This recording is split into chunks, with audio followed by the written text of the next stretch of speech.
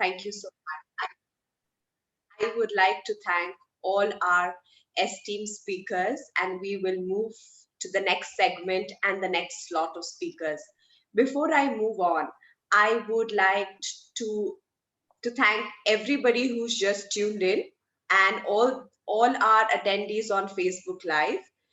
Just to introduce what ECDF does, ECDF is an early childhood development forum, and it's an initiative of D.N. Acharya Foundation, which works with the welfare of children and women. It aims to empower education leaders, educators, parents, children, and all the other stakeholders related to the field of early years and education.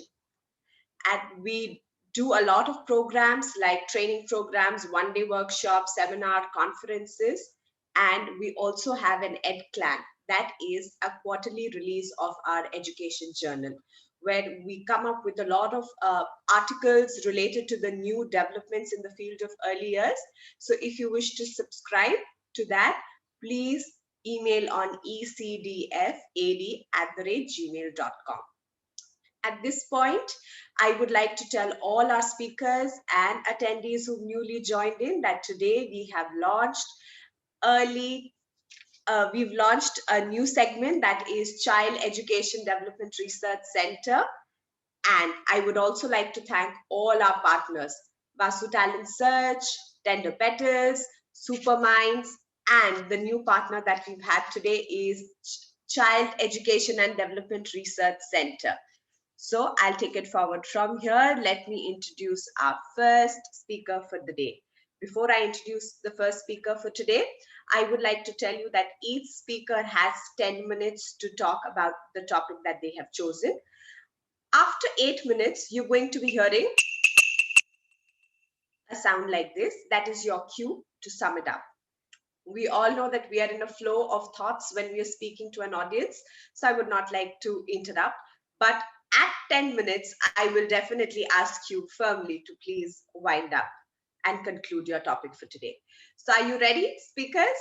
Our first speaker for today is Alice Ball. And she is going to be talking on the topic. Just one moment.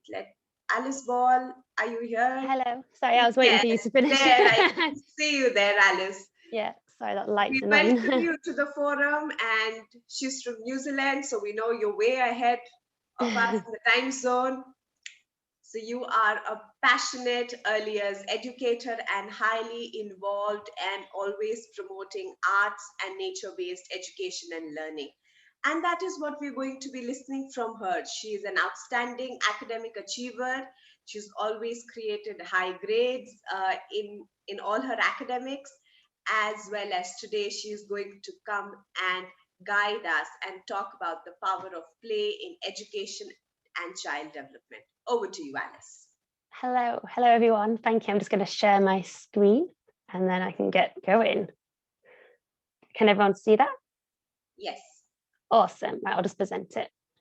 Hello, I am in New Zealand, but I'm actually from the UK. I've been living in New Zealand for 3 years now and been teaching over here, and it's been great. And we have an amazing early childhood curriculum over here called Tathalaki, if many people are familiar with that, which I believe really empowers children. And I was very fortunate. The curriculum I was trained on in the UK was actually, I think, very influenced by that curriculum as well. So it's a beautiful curriculum to know. So I'm going to be talking about play and patience in childhood development. And I always say the P in play means power to sort of help really stress that. And I believe that children are so clever when they play. And obviously I don't mean children aren't clever in anything and other things, but when they play, I just believe it really highlights their passions and their creativity, and it really helps them, develop in lots of different ways. So I'm just going to start with a story, not a narrative of some children in one of my classes, just examples. So this is like children bring to your classroom so many ideas and interests, and they express it. And I've seen so many different things: dinosaurs, blades, towers, dolls, everything. But this was really interesting because we had this obsession with cars. It was a couple of years ago in one of my classrooms. And what I noticed was over the days, it just kept evolving their ideas. At first, it was just running the cars up and down, but then they started sharing and talking with each other about their experiences. And suddenly they started building car washes and mechanics. They were starting to actually think about how from their experiences, what they've seen their parents do or people in their community, and they've sort of expressed that in their play. And then, of course, they got interested in the speed. So naturally, I then put out ramps for them to explore that further. And the more they talked to each other, the stronger and stronger their ideas got and their thinking. And you could really sort of see that. And play helped to express that. And many of these experiences, what I've seen children do is just one example. Like I had a child once create this robot, and it literally was over like 2 weeks. He kept adding to it each day, using my art area, using a range of crafts. He kept building on it, and he kept thinking about how he could connect the different parts, exploring different materials.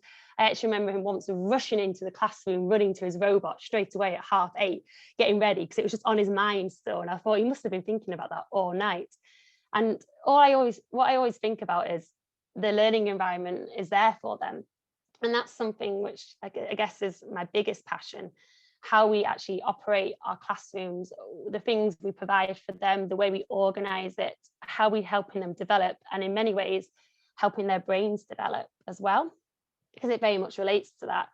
And the brain is such a complicated, it's amazing, the brain. I'm obsessed with the brain. I'm constantly reading and researching throughout the past decade of my life. I try and read a different article each week just because I just love it so much, and I learn new things. And through this whole speaking a lot online today, I've learned lots of new things, which is great. I'm very fortunate to be involved in this, so thank you again. So the brain is, as many people on this who are listening know, the brain is made up of so many different parts that have different functions and jobs, and synaptics are like the communicating wires that helps them connect. And the point, as many with research I've read, the point of contact between the cells and to build these connections. And I've always thought of the brain as a bit like a beehive, because bees are really incredible. They actually, in their beehive, they have to communicate with each other. They have to tell each other things. They have to work together. And that's very much like the brain. And once you start getting that picture in your head, you start to understand more how the children are developing and what we want for them. We want them to develop these connections. We want them to explore and have these ideas, because the brain was designed this way. This is how the children were meant to be. When the children are born, when babies are young, they have this mass production of synaptic connections until each different part of the brain hits a peak. And then the connections which are being used the most are then strengthened. And so what I believe is play, the more we let children play, and in this critical period between the ages of 3 and 7, the more they can strengthen those connections and link and evolve in their creativity. So I guess for me, I always see play opens many different doors of learnings and connections. And the more we allow them to do it, the better that will be. Like, for example, in this picture here, which was on my first cover, actually always makes me laugh, because it was from a class I had who had this interest of the story, The Tiger Who Came for Tea.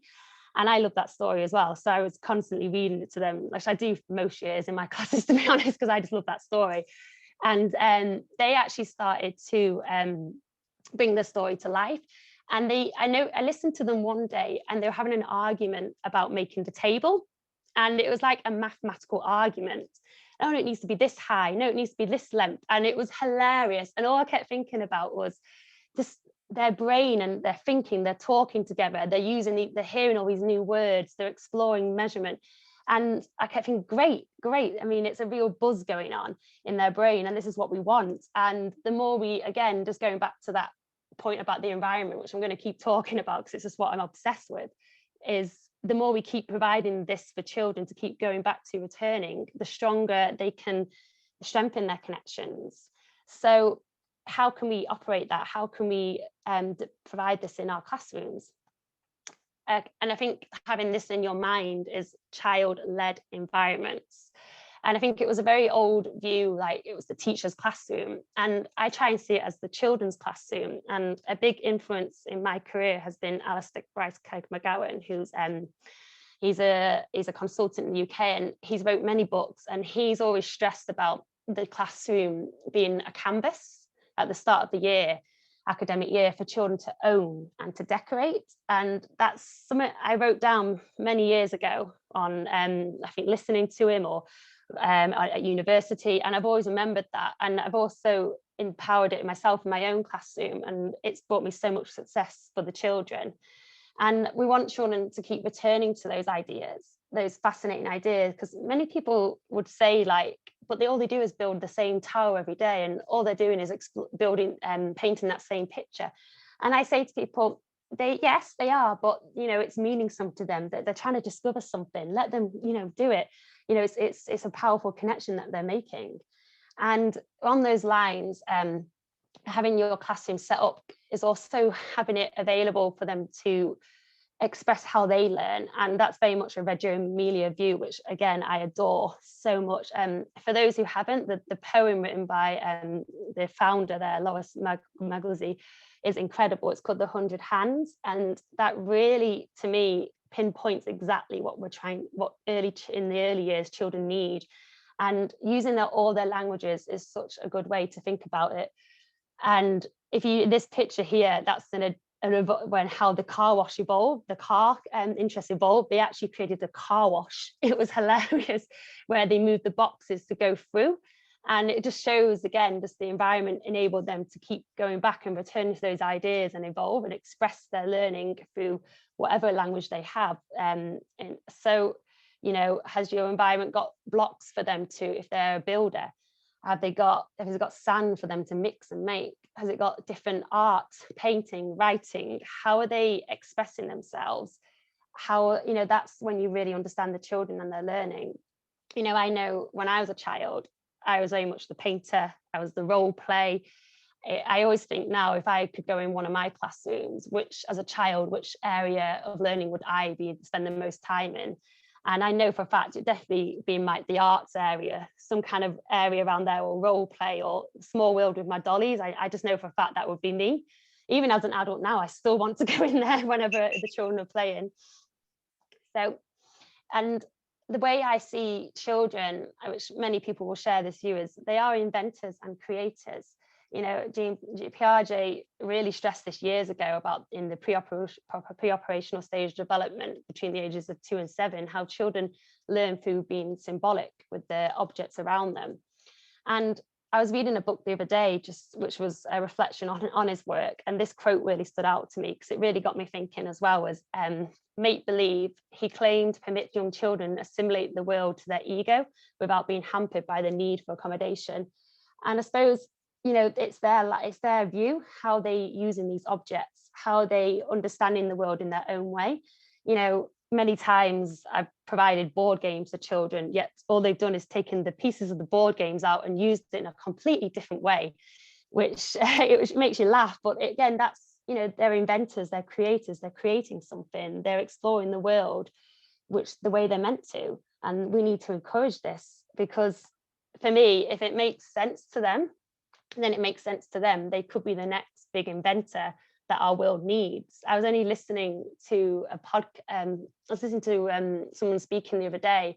This just come to me now, and I remember them saying, we need thinkers in this world. We need people to solve problems, to solve many challenges that the world might face in years to come. And the next thinkers are in your classroom. And play really gets children thinking, as I've just, brain research is proving, how many more times do we need to say it? It really does. And I was only thinking about this today. I was teaching, actually, it was hilarious. And I thought, well, I can talk about this tonight, because I do a bit of relieving still supply work, and I was in a year 2 class, and they had a maths sort of activity the teacher wanted me to do, which is where they were building towers and measuring it with the blocks. And of course, after, they could then explore measuring further with the blocks. But they started to do what children do quite a lot, is they love to make long lines of connections. It's an urge through play, that connection. But what this group of children were doing was really interesting. They made this big long line, and it looked like they were trying to go around the classroom. So instantly I started thinking about perimeter. Oh, maybe I should step in and talk to them about this. So as at the end of tidy up time, I was talking to them and I said, oh, you know what you were doing then? You were sort of trying to measure the whole shape of the classroom. And I was talking them to the distance about that. And then I thought to myself, I could easily step in after lunchtime and go on and on and on about this to them. But actually, no, this is their learning. They're actually enjoying using the blocks, and they were getting other materials to go around the room with. And I thought, this is their learning. They're trying to prove something. They're trying to invent something here. I could step in, but actually I want to see where this will go. So actually what they ended up doing was they were building some kind of enclosure, another urge in play. And they started to, they made a zoo, they said. But what they started to do differently, which I've not really seen children do before, was they started to use the other blocks to make the animals in the zoo instead of using the plastic animals. And I thought that was really clever. And they started creating their own animals. And I thought, if I had stepped in then and gone on about some mathematical thing, which they probably weren't really ready to really take in, I could have stopped that whole new creation, which they invented themselves. So, sometimes we do step in without realizing it, and we can get in their way of their own thinking. And because what they actually ended up creating was something I didn't even expect them to do. So I thought that was really clever. And I just thought today I need to talk about that, because that really links to the messages I'm trying to provide. And it was quite convenient it happened today, because it's fresh in my mind as well. So the questions we ask ourselves when we watch children play is, what could this be? I wonder where they will take this, and that's always been a mystery. And I find that quite fun sometimes when you're seeing them create things and, express themselves. You think, oh, where are they going to take this? It's always quite interesting, because it's always really fun. That's what makes teaching really fun as well. And this child, for example, in another class I had, deconstructed, a house, all the objects in it, and created his own. And he put the crates together, and he had dinosaurs. And I think that staircase linking to the main floor was just so clever. And he could be the next architect, he could be the next big architect of this world. Who knows? But what's amazing is players given them these opportunities to practice and understand and explore. Miss Alice, please conclude. Yeah, that's great. Almost near the end. So another area of play, which I just want to sum up, and it's kind of good I've got to the 2 minutes now, is self-esteem and confidence. And it's good for us as adults, I think, to reflect sometimes about what part of our childhood really made us happy, and what were we doing? How did we find our voice? I know for a fact that's me when I was a little girl. Like I said earlier, how I found my voice was through my role play, through playing with my Barbies, through playing out in the garden with my neighbours, doing all kind of fantasy role play. I know for a fact that's really helped me now as an adult, because I'm very animated and it gives me confidence. And I always still imagine myself as that little girl sometimes performing whenever I'm doing a big presentation for people, and the confidence I had. And I think that the ages between 2 and 7 are such a magical age, where we've got this real power in ourselves to do make believe and to evolve our creativity. And I know, and play is of course what gets us there. And within, going back quickly to brain development, there's 3 core layers of brain development. There's the reptilian brain, the brainstem, the limbic system, and of course the neocortex. Very much in the 2 to 7 kind of era, children are really maturing that limbic system, in the mammalian, which is basically emotions. Everything's about emotions, and of course memory, memorizing how they connect with people, how they socialize with that person or people, how did that experience make us feel. And I read this amazing article about getting stuck there, and often it's amazing how you can quickly switch off from your cortex and just stay in your limbics and the emotions when you've had a negative experience, and then you can't access your front part of the brain, which is responsible for that abstract, planning ahead thinking. And as a child, I remember I had a maths experience where I didn't know what I was in a reception. I was 5 years old, and I couldn't add these 2 cubes together. 3 add 3, and I got really upset. And I remember the teacher being like, Alice, it's just 3 add 3. It's not that hard. And I got really upset and I cried. And that really still stays with me now. And I know it affected my maths later on, my confidence, and I obviously wasn't ready to do that. I was ready to explore maths in my own beautiful way. So it's so important that we remember this as well for children, because as Penny Brownlee and Chris, who wrote a beautiful book called The Sacred Urge of Play, creation was never in a hurry. Childhood development is never in a hurry. We shouldn't rush it. We need to allow them to take their own time and explore things in their own way. So thank you so much for having me. And it's been a pleasure. If you want to keep in touch, there's my email. And I always love to talk about the things which I've covered in this slide with anyone. Thank you. Thank you, Miss Alice. If anybody has some questions for Miss Alice, you can please put it in the chat box. Miss Alice, some wonderful points on creation never happens in a hurry. You've got to be patient there. So that was the most valuable thing that you've mentioned. And I too keep wondering if I would want to go back to my childhood and see which play area would I be most into. Thank you so much, Miss Alice. You're welcome. Thank you for having me. Yes. Yeah, thank you so much for an amazing forum so far. Thank you. Thank you. Thank you. Bye-bye. Kindly stop sharing. Thank you. We move on to our next speaker, Miss Sheetal Solanki. Hello, Ms. Sheetal Solanki. Hi, Amrit. She is a certified master trainer, a dynamic leader, a curriculum expert, an international resource person for teacher training. She's associated with a number of institutes like Pearson and Next Education. And today she's going to be talking on inquiry-based learning in early years. Thank you so much, Amrit, for giving such a nice introduction. I'm really happy to be a part of ECDF, this summit. And since from the morning, I'm hearing out so many new innovative ideas from like globally. And I think this is a perfect platform for all the teachers along with the parents to know so many new things and new ideas so that we can incorporate that. And right now, even if we feel due to this lockdown and Corona, we all are at home, and being a parent of teenager, I'm looking forward for so many ideas so that I can involve my kids. And I would like to take it further, as Alice said very nicely, like playway method, the playway learning. I'm going to take little further with the inquiry-based learning. So can I share my screen, Amrit? Yeah, thank you.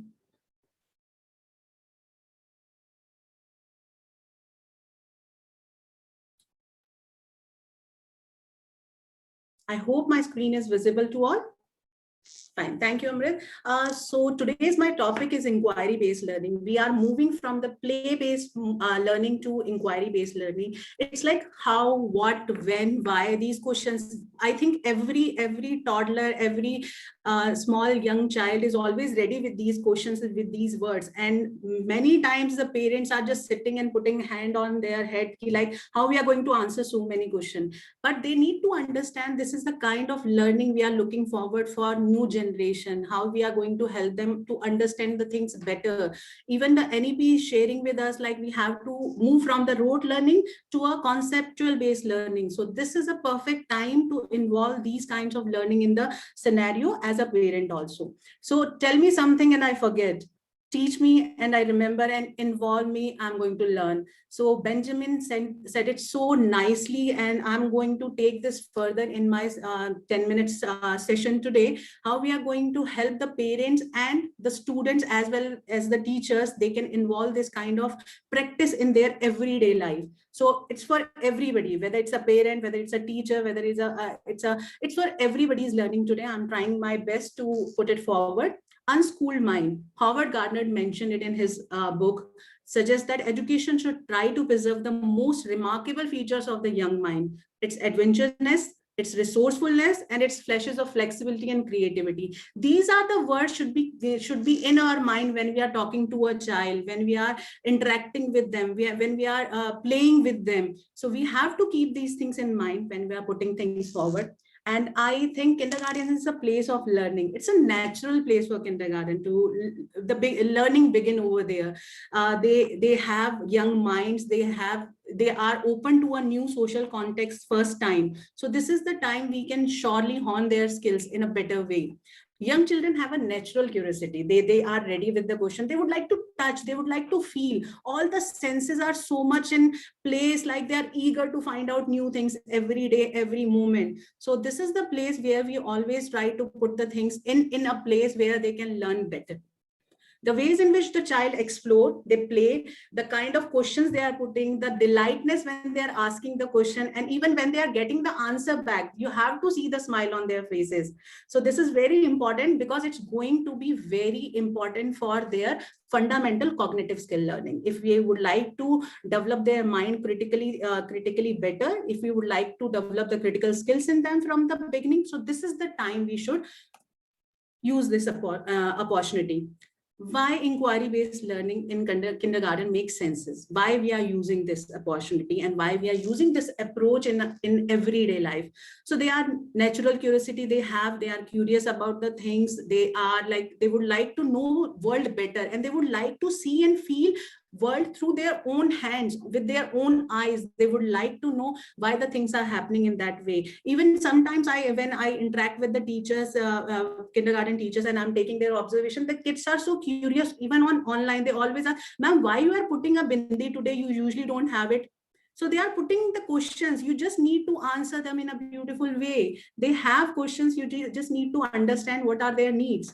So if you are going to use this approach in everyday basis, it's going to help them socially. They are going to emotionally balance. They are going to have a self-esteem, as Alice also said, self-esteem. And what makes you feel happy? Somehow, Alice, I feel if the child is getting the answers back, if he's able to get his queries back, and if he's able to find out his answer in his own ways, so he's going to feel better and happy also. Cognitive skills, linguistic, we can involve them physically also, spiritual, and somehow the creativity we are developing in them. So it's going to be really beautiful for them. Along with that, where we always talk about the 21st century skills, we talk about the critical thinking, we are talking about the creativity, collaboration, and communication. I think this is a perfect platform to provide all these opportunities to the children to learn in this way. And it's again a fun way.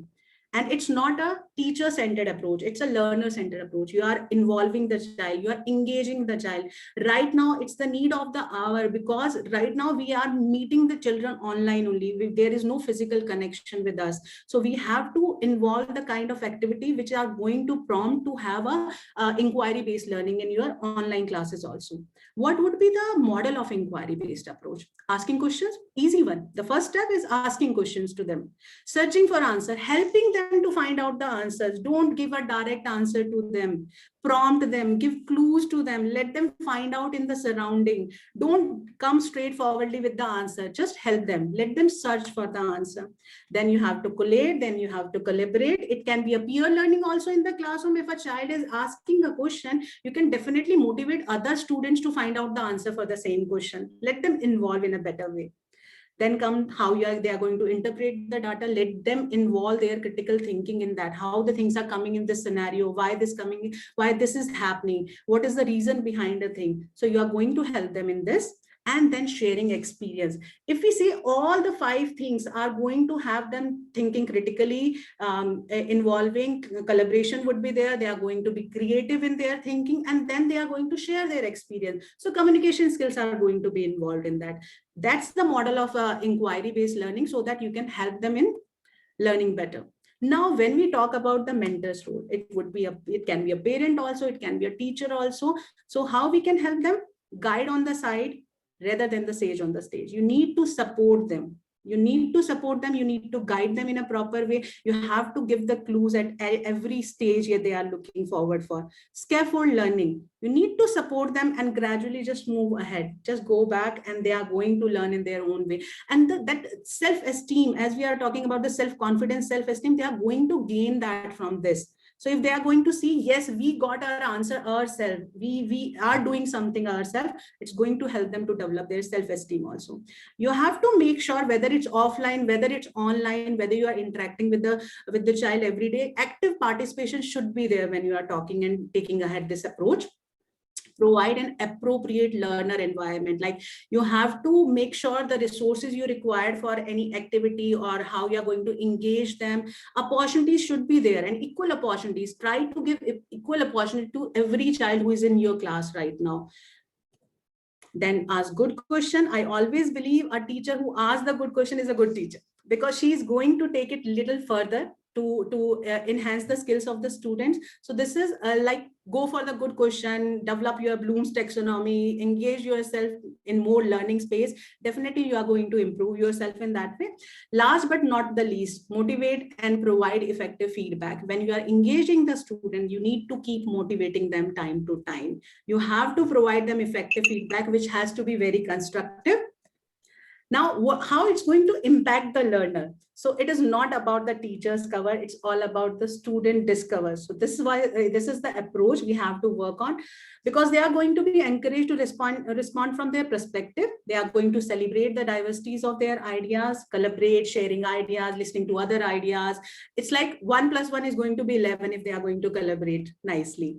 To become confident, and it's going to make the children more engaged and involved in your planning. Develop the lifelong scientific skills in them. That's very important. You have to develop their attitude and scientific attitude from the beginning. So that's all. Any question? Or last but not the least, I would like to share this with all the parents. Like, this is the time you should involve in talking to your children. This is the perfect time. You are at home 24/7. Now you don't have any excuse. Hame kaam karna hai, we are busy, we have our work. You are working from home. You have to give time. And I always appreciate if you can give 20 minutes funda to the parents, like spend 20 minutes. That should be very productive with your children. And you are away from your phones. You should be away from TV from your work. Just spend quality 20 minutes with them, and they are going to be engaged. Answer their question. Make sure you are making the schedule for them and making sure you are giving answers. You are helping them to reach out to their answers. So that's very important. And you can reach out to me on my mail, my FB, and LinkedIn. Thank you so much, ECDF, for giving me this opportunity. I'm really happy to be here. Thank you so much. Thank you so much, Ms. Sheetal. I think some wonderful and valuable points you made. I was completely sold out with the first slide, the first 2 slides, when you see the child with the magnifying glass. And that is all that we need to know about inquiry-based learning. That talks a lot. It's very powerful image. Thank you so much. I hope I am on time, Amrit. Absolutely, absolutely. Thank you. If anybody has questions, please put it in the chat box. Thank you so much, Ms. Sheetal. Thank you, Amrit. Thank you. Time to move on to our next speaker for today. Our next speaker for today is Ms. Anamika Anjaria. Can we please have you on screen? Could you please switch on your video? She is the founder, promoter of, and the MD of Rangoli Group of Institutes. She is specialized in child psychology and personality development, and she's won a plethora of awards right from the Times Group, Brain Feed, and many more. And the topic that she's going to be talking is so relevant to today's time: happy classrooms. We welcome you, ma'am. Thank you so much, Amrit. I would like to take this opportunity to thank Dr. Vasavi, ECDF, Amrit, and all the people across the globe who has joined in this wonderful summit, the parents as well as the educators. The topic which today we are going to talk about is happy classrooms, online or offline. This is the need of the hour, because see, whether any of the problem, we are talking about man-made or natural calamities, everything, children are the one who are taking the vibes from the parents, from the society. And any teacher or any parent who are dealing with the children, engaging the children, needs to be happy, because then and only then you could able to pass that happiness to the children. I would like to share my screen. May I, Amrit? Please go ahead. Thank you. Yes. So we are going to talk about happy classrooms. Happy teachers create happy classrooms. The most important thing for any of the educator is to be happy. And as it is rightly said, the term may differ to each and every one. But what I believe happiness is, two important things. First is when you think, what you say, and what you do are in harmony. Then it is happiness.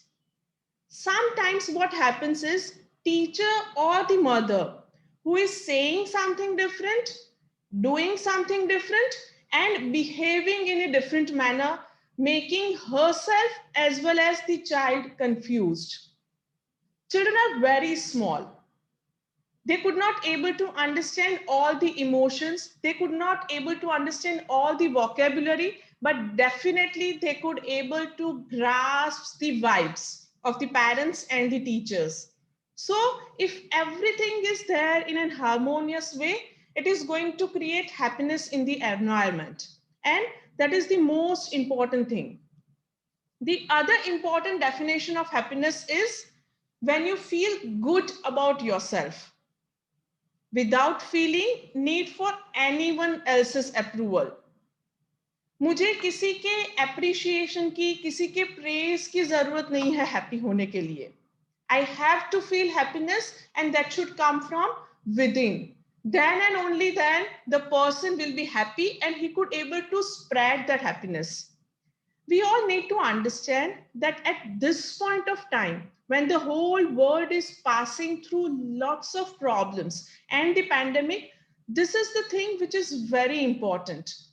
All the speakers who are there and all the educators who are watching it from the FB, one small quick activity for you. Just take a blank paper, close your eyes for a while, think about happiness. Write some of the words which are coming into mind while you are thinking about happiness. You can use your chat box for the responses, all the speakers who are there online with us and all the people who are watching it from the FB. What makes you happy? You need to find it out, because the happiness for me and happiness for Amrit may be different. The happiness for Sheetal and happiness for Alice is something different. Each and every person needs to find out his or her happiness. Whenever we are thinking about all these things, few of the words are coming into mind. For some of the people, it's money, party, joy, children, family, friends, vacation, music, anything. So the most important thing is, what is happiness? Happiness is a feeling of pleasure and positivity. It's a sense of well-being, joy, or commitments. Whatever is your goal in your life, you have to achieve it very nicely, very professionally, with the happy soul. The fundamental reason why it is most important is that it is extremely vital to our own goals. That is why I said it may differ to person, because our goals are different. Fine. And it can help us achieve it other than cherish personal ambition and the goals. Each and every person has to find his happiness. And also by being happy, we have the potential to change many other lives. We might have observed in our daily life also. You will not believe, Amrit, but when I have seen you on the screen, I felt so happy. I don't know why. That means some of the emotions or something you have communicated that I feel good. That chalo, she is a wonderful lady to talk about. When I saw you on the screen, I felt happy. That nice. So this is something when you don't meet a person, but some of the connection is there, that you feel the happiness. And we have to be very careful about our own emotions, that which type of emotions or vibes I am carrying when I am meeting the other person. Some causes happiness wherever they go and others whenever they go. We need to define, or we need to understand that we fall in which category of the people. That I spread the happiness, or when I go out of the room, people feel happy. So we have to understand that how we want to communicate to other people. 7-step formula for a happy teacher. And that is why a teacher needs to be very happy, because we all are aware that we don't know where the teacher's influences stops, right? So teacher who is handling a lot of students at a stretch, she needs to be very happy. And for that, the most important thing, believe in yourself, your inner strength. Each and every person has this strength. God has gifted each and everybody with something wonderful abilities. We need to identify that ability and we have to believe in ourselves. Lots of time we have seen that people are comparing with others. मेरे पास ये है, तुम्हारे पास ये क्यों नहीं है? In my preschool there are n number of students. In your preschool there are x number of students. Why? Each and everybody is different. Each and everybody's goal is different, and each and everybody is doing wonderful work at their end. No need to compare it to anybody else in this world if you are confident about yourself. Engage yourself in a positive talk. It is rightly said that surround yourself with the people who will talk about positive things. There are lots of people in this world who will talk about corona ने ये कर दिया, corona ने वो कर दिया, ये तो अभी साइक्लोन आया है, before a week it has come to Gujarat, before 2 days it has come to West Bengal. So within few hours or within few months, we are not aware what is going to happen on this earth. No. Surround yourself with the people who are going to talk positive emotions about the positive things which is going to happen. This is the fourth most important thing. Take some time for yourself. We all are aware that preschool is predominantly a ladies area. Most of the ladies are handling the preschools, whether at the management level, whether it is the teaching level, or whether it is the level of the training. But the most important thing is, what happens is sometimes we are so engrossed for others that will not take or find out time for ourselves. We need to find out time for ourselves and engage ourselves into some of the wonderful activities or learning something new daily. That is the most important thing. We need to learn it from children actually. You might not have seen a 3.5 years child sitting idly. Always he is engaged into one or the another activity. Next important point is lower your expectations. We have set so many high expectations for ourselves, for our children, and for our family that if we could not able to meet all those expectations, what is going to happen is, oh, I could not able to achieve it. No. Lower your expectation, achieve it, then raise the bar and move ahead with the one more expectation from yourself. That is what I was talking about. Acquire new skills. We need to always acquire new skills. Invest in experiences and not the possessions. This is the most important thing. As we run 75 preschools, I come across lots of time, Madam, is saal kitne aur preschools hue? And I used to tell that is absolutely not important for you. The most important thing is how happy my teachers and students are. What are the new skills they have acquired? What's something innovative or wonderful this year I have done for my preschoolers? Let's talk about all these things and not the numbers and not the possessions. So if you are engaging yourself in such activities, definitely you are going to be a happy teacher.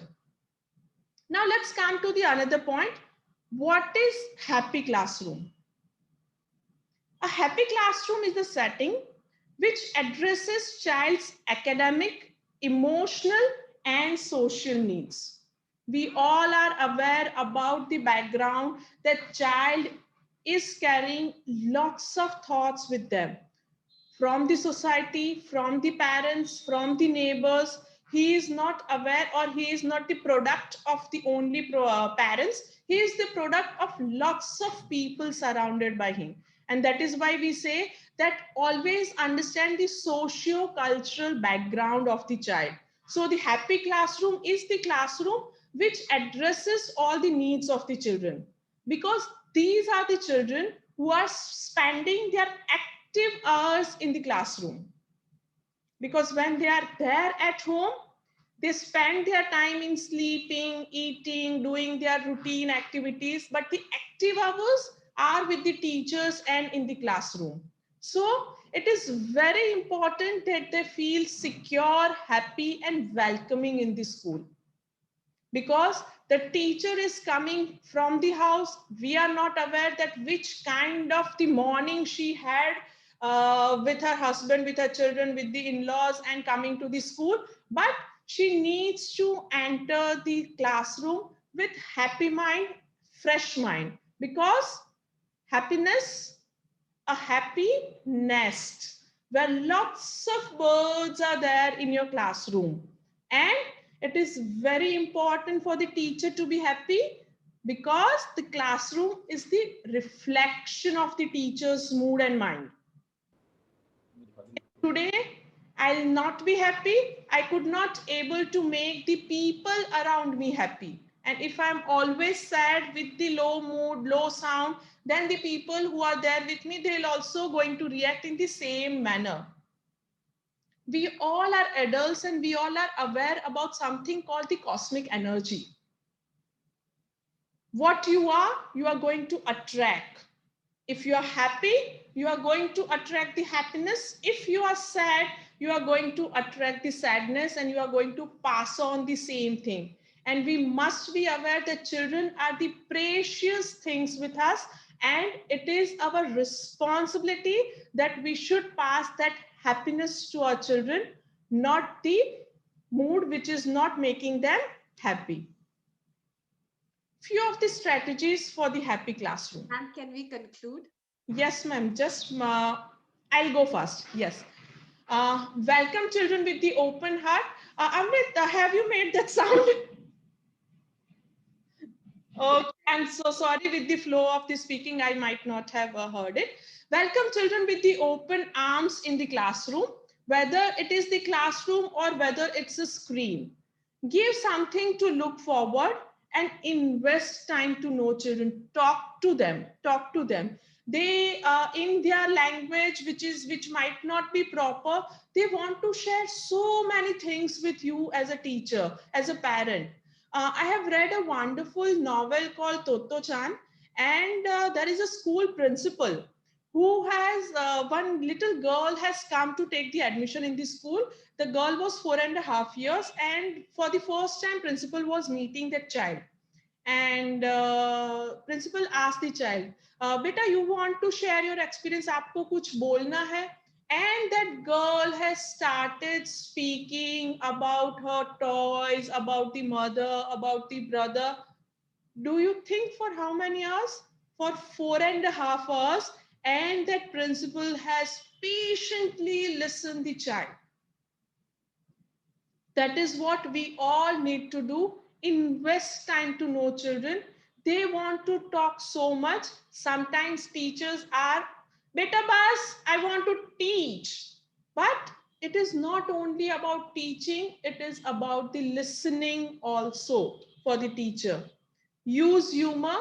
Always, you don't have to be bossy in the classroom. Give them choices. Give choices to the children. We all are aware about the Gardner's multiple intelligence theory. Everybody is not liking the same thing. Everybody's learning pattern is not the same. It is different. Incorporate music in the classroom. This is the most wonderful thing in the world, and the mind is going to get happiness through it. Allow children to play independently. I think Alice has started with the wonderful quote that children are so clever when they play. Children are so clever when they play. Allow them to play independently. Always, you don't need to be helicopter all the children that beta ye karo, beta wo karo. No, they are the independent people and they know what they want to choose. Focus on the positive behavior of the children. because sometimes it may happen they are also in the bad mood and not behave properly. But as an educator, you have to focus always on the positive behavior. This is the last slide, Amrit. Be bright, be happy, and be you. Then and only then you could be happy, because it is linked with the first slide which I have said, that always be yourself. Be yourself. Have confidence in yourself. Then and only then you are a happy soul. And one happy soul can influence hundreds and thousands of happy people. Thank you so much. Thank you so much, Amrit and Dr. Vasavi. Thank you so much. Thank you, Anamika ji. It was wonderful. I think you made some very valuable points. Happy teachers lead to happy classrooms and happy individuals further. You can go through the chat box. We have a lot of people commenting on your happy nest as classrooms. That was something very valuable for all of us. If you have any questions for Ms. Anamika, please post it in the chat box. Definitely. We are now going to be moving to our next speaker. That is Ms. Ayesha. Ms. Ayesha Khawar. Ms. Ayesha, are you here? Yes. Yes. Hello. How are you doing? I am doing good. We hope you're doing very well. Yes. Thank you so much. Ms. Ayesha is from our neighboring country, so we welcome you today. Thank you And so much. clinical psychologist with certification in behavior therapy from United States of America. Her expertise lie in acceptance commitment theory and therapy, and she has been very largely working with creating mental awareness and creating mental health awarenesses across the globe. And she's going to be talking on how to raise emotionally intelligent children. So over to you, Ms. Ayesha. Thank you so much. First, I would like to thank EDCF and Dr. Vesby for inviting me over here. It's a great pleasure, and I think like we have a lot of knowledgeable people on this platform, and I really enjoyed it thoroughly. I'd be introducing the topic, which is on raising emotionally intelligent children. Like, I would first like to talk about what emotional intelligence is. Emotional intelligence, as defined by Daniel Goleman, like the person who basically introduced emotional intelligence, who popularized the term, said that emotional intelligence is awareness, self-regulation, motivation, empathy, and social skills. First, ma'am, if you don't mind, like I would like to share my screen. Yes, please go ahead. Okay. I hope you all are able to see this. So for self-awareness, the question would be, what specific emotions am I feeling right now? Self-regulation would be, what can I do to control my emotions and how do I recognize them? Apart from that, we do have like emotional intelligence is a major component, and it's a booming concept which is widely now accepted as one of the most important trait or quality which is required by big companies, be it Google, be it anything, because emotionality is a part which cannot be found in AI, artificial intelligence itself. Like if you were to calculate come up with a mathematical solution, anybody can do that now. Even the machine learning is there, they can do that. But when it comes to emotionality, like when you have to build a connection, it is very difficult to do that. I don't think that the robots would be able to ever take place or dominate us over that. Coming to my topic, I would like to talk. It's that like as parents, we want the very best for our kids, and we work like really hard on raising, strong individuals who want to lead on happy lives and have good moral standing. Sometimes, however, we do find like ourselves questioning that, are we even being a good parent? Like we keep our fingers crossed, and we are just hoping that, we just hope that we are doing the parenting thing right. According to Dr. John Gottman, he has this institute which thoroughly works on relationships. And he said that emotional awareness and the ability to manage feelings will determine how successful and happy our children are going to be throughout our lives. It is far more important than IQ, which is intelligence quotient. For raising and for increasing child's emotional intelligence, because emotional intelligence appears to be a strong predictor of success, researchers have looked at how caregivers can encourage its development. Specifically, Dr. Gottman observed like how parents can respond to child's emotions, and there are like 4 possible ways, and there are 4 types of parenting. Yeah, this one. The dismissing parents. Dismissing parents are the ones who would be like, who would see their child's emotions as unimportant and, attempt to eliminate them quickly. And it's mostly like, oh, go and see this, let's do that, rather than, focusing on the problem. And then there would be the disapproving parents. They're usually, if you tell them, mama, I'm feeling low, she would be like, oh, come on, like, just shut up, like, you have this, you have that. They would, definitely shun you for expressing your emotions. And the next is the laissez-faire parents. And the laissez-faire parents are the ones who are just easygoing, and they are like, they accept all the emotions, but they fail to provide a guideline, a roadmap for the child to solve their problems and come up with appropriate behaviors. And the last, this is the parenting which is highly sorted. It's they value the child's negative emotion, are not impatient with child's expression of them, and use emotional experience as an opportunity to bond, and they offer guidance to their child by labeling the emotions and letting them know. Like, usually we do come across like children who would always just tell, who are not able to label their emotions. It's so far important for us being parents that we need to teach them what the wide range of emotions could be.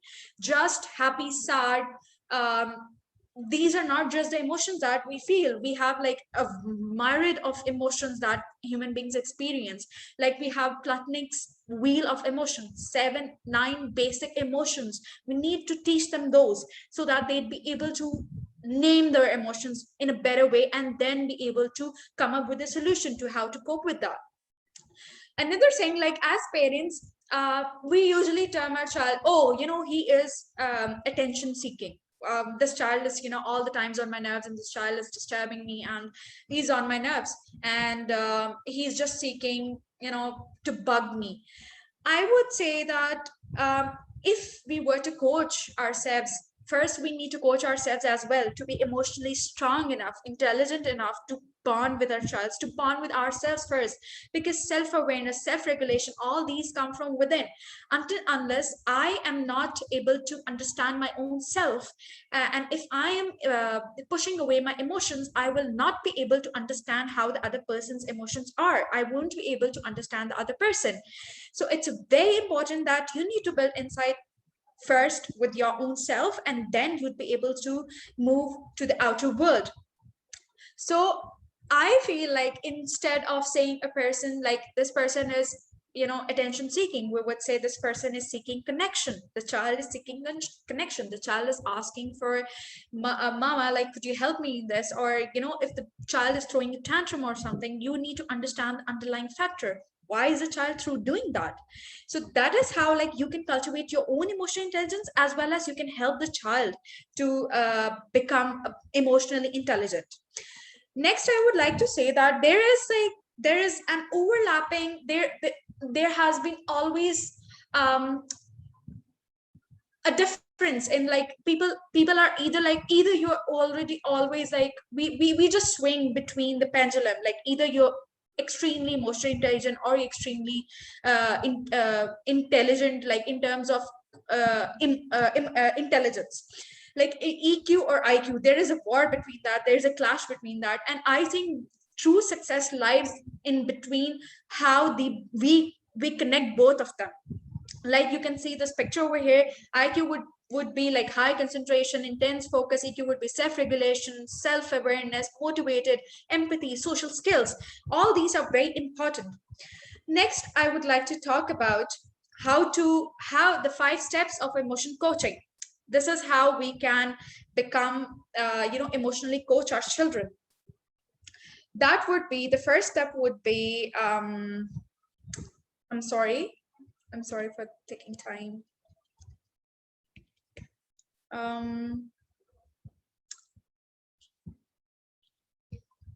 If you don't mind, like,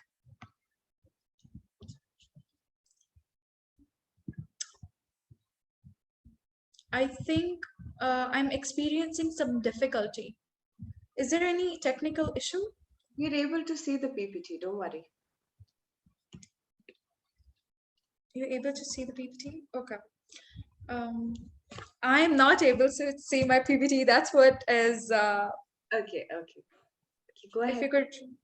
You can just reshare, Ayesha. You can just stop sharing and reshare. Yeah. Okay, I could do that.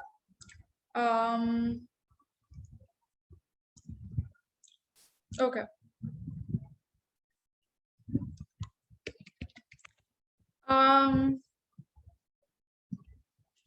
Okay, for guilt-free parenting, I'm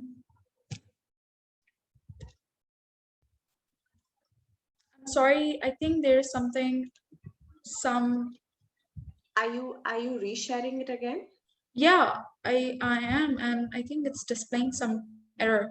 All right, I'll just tell. I think that would be more rather than wasting time. That would be better. Okay. For practicing emotion coaching, the first step would be aware of your child's emotion.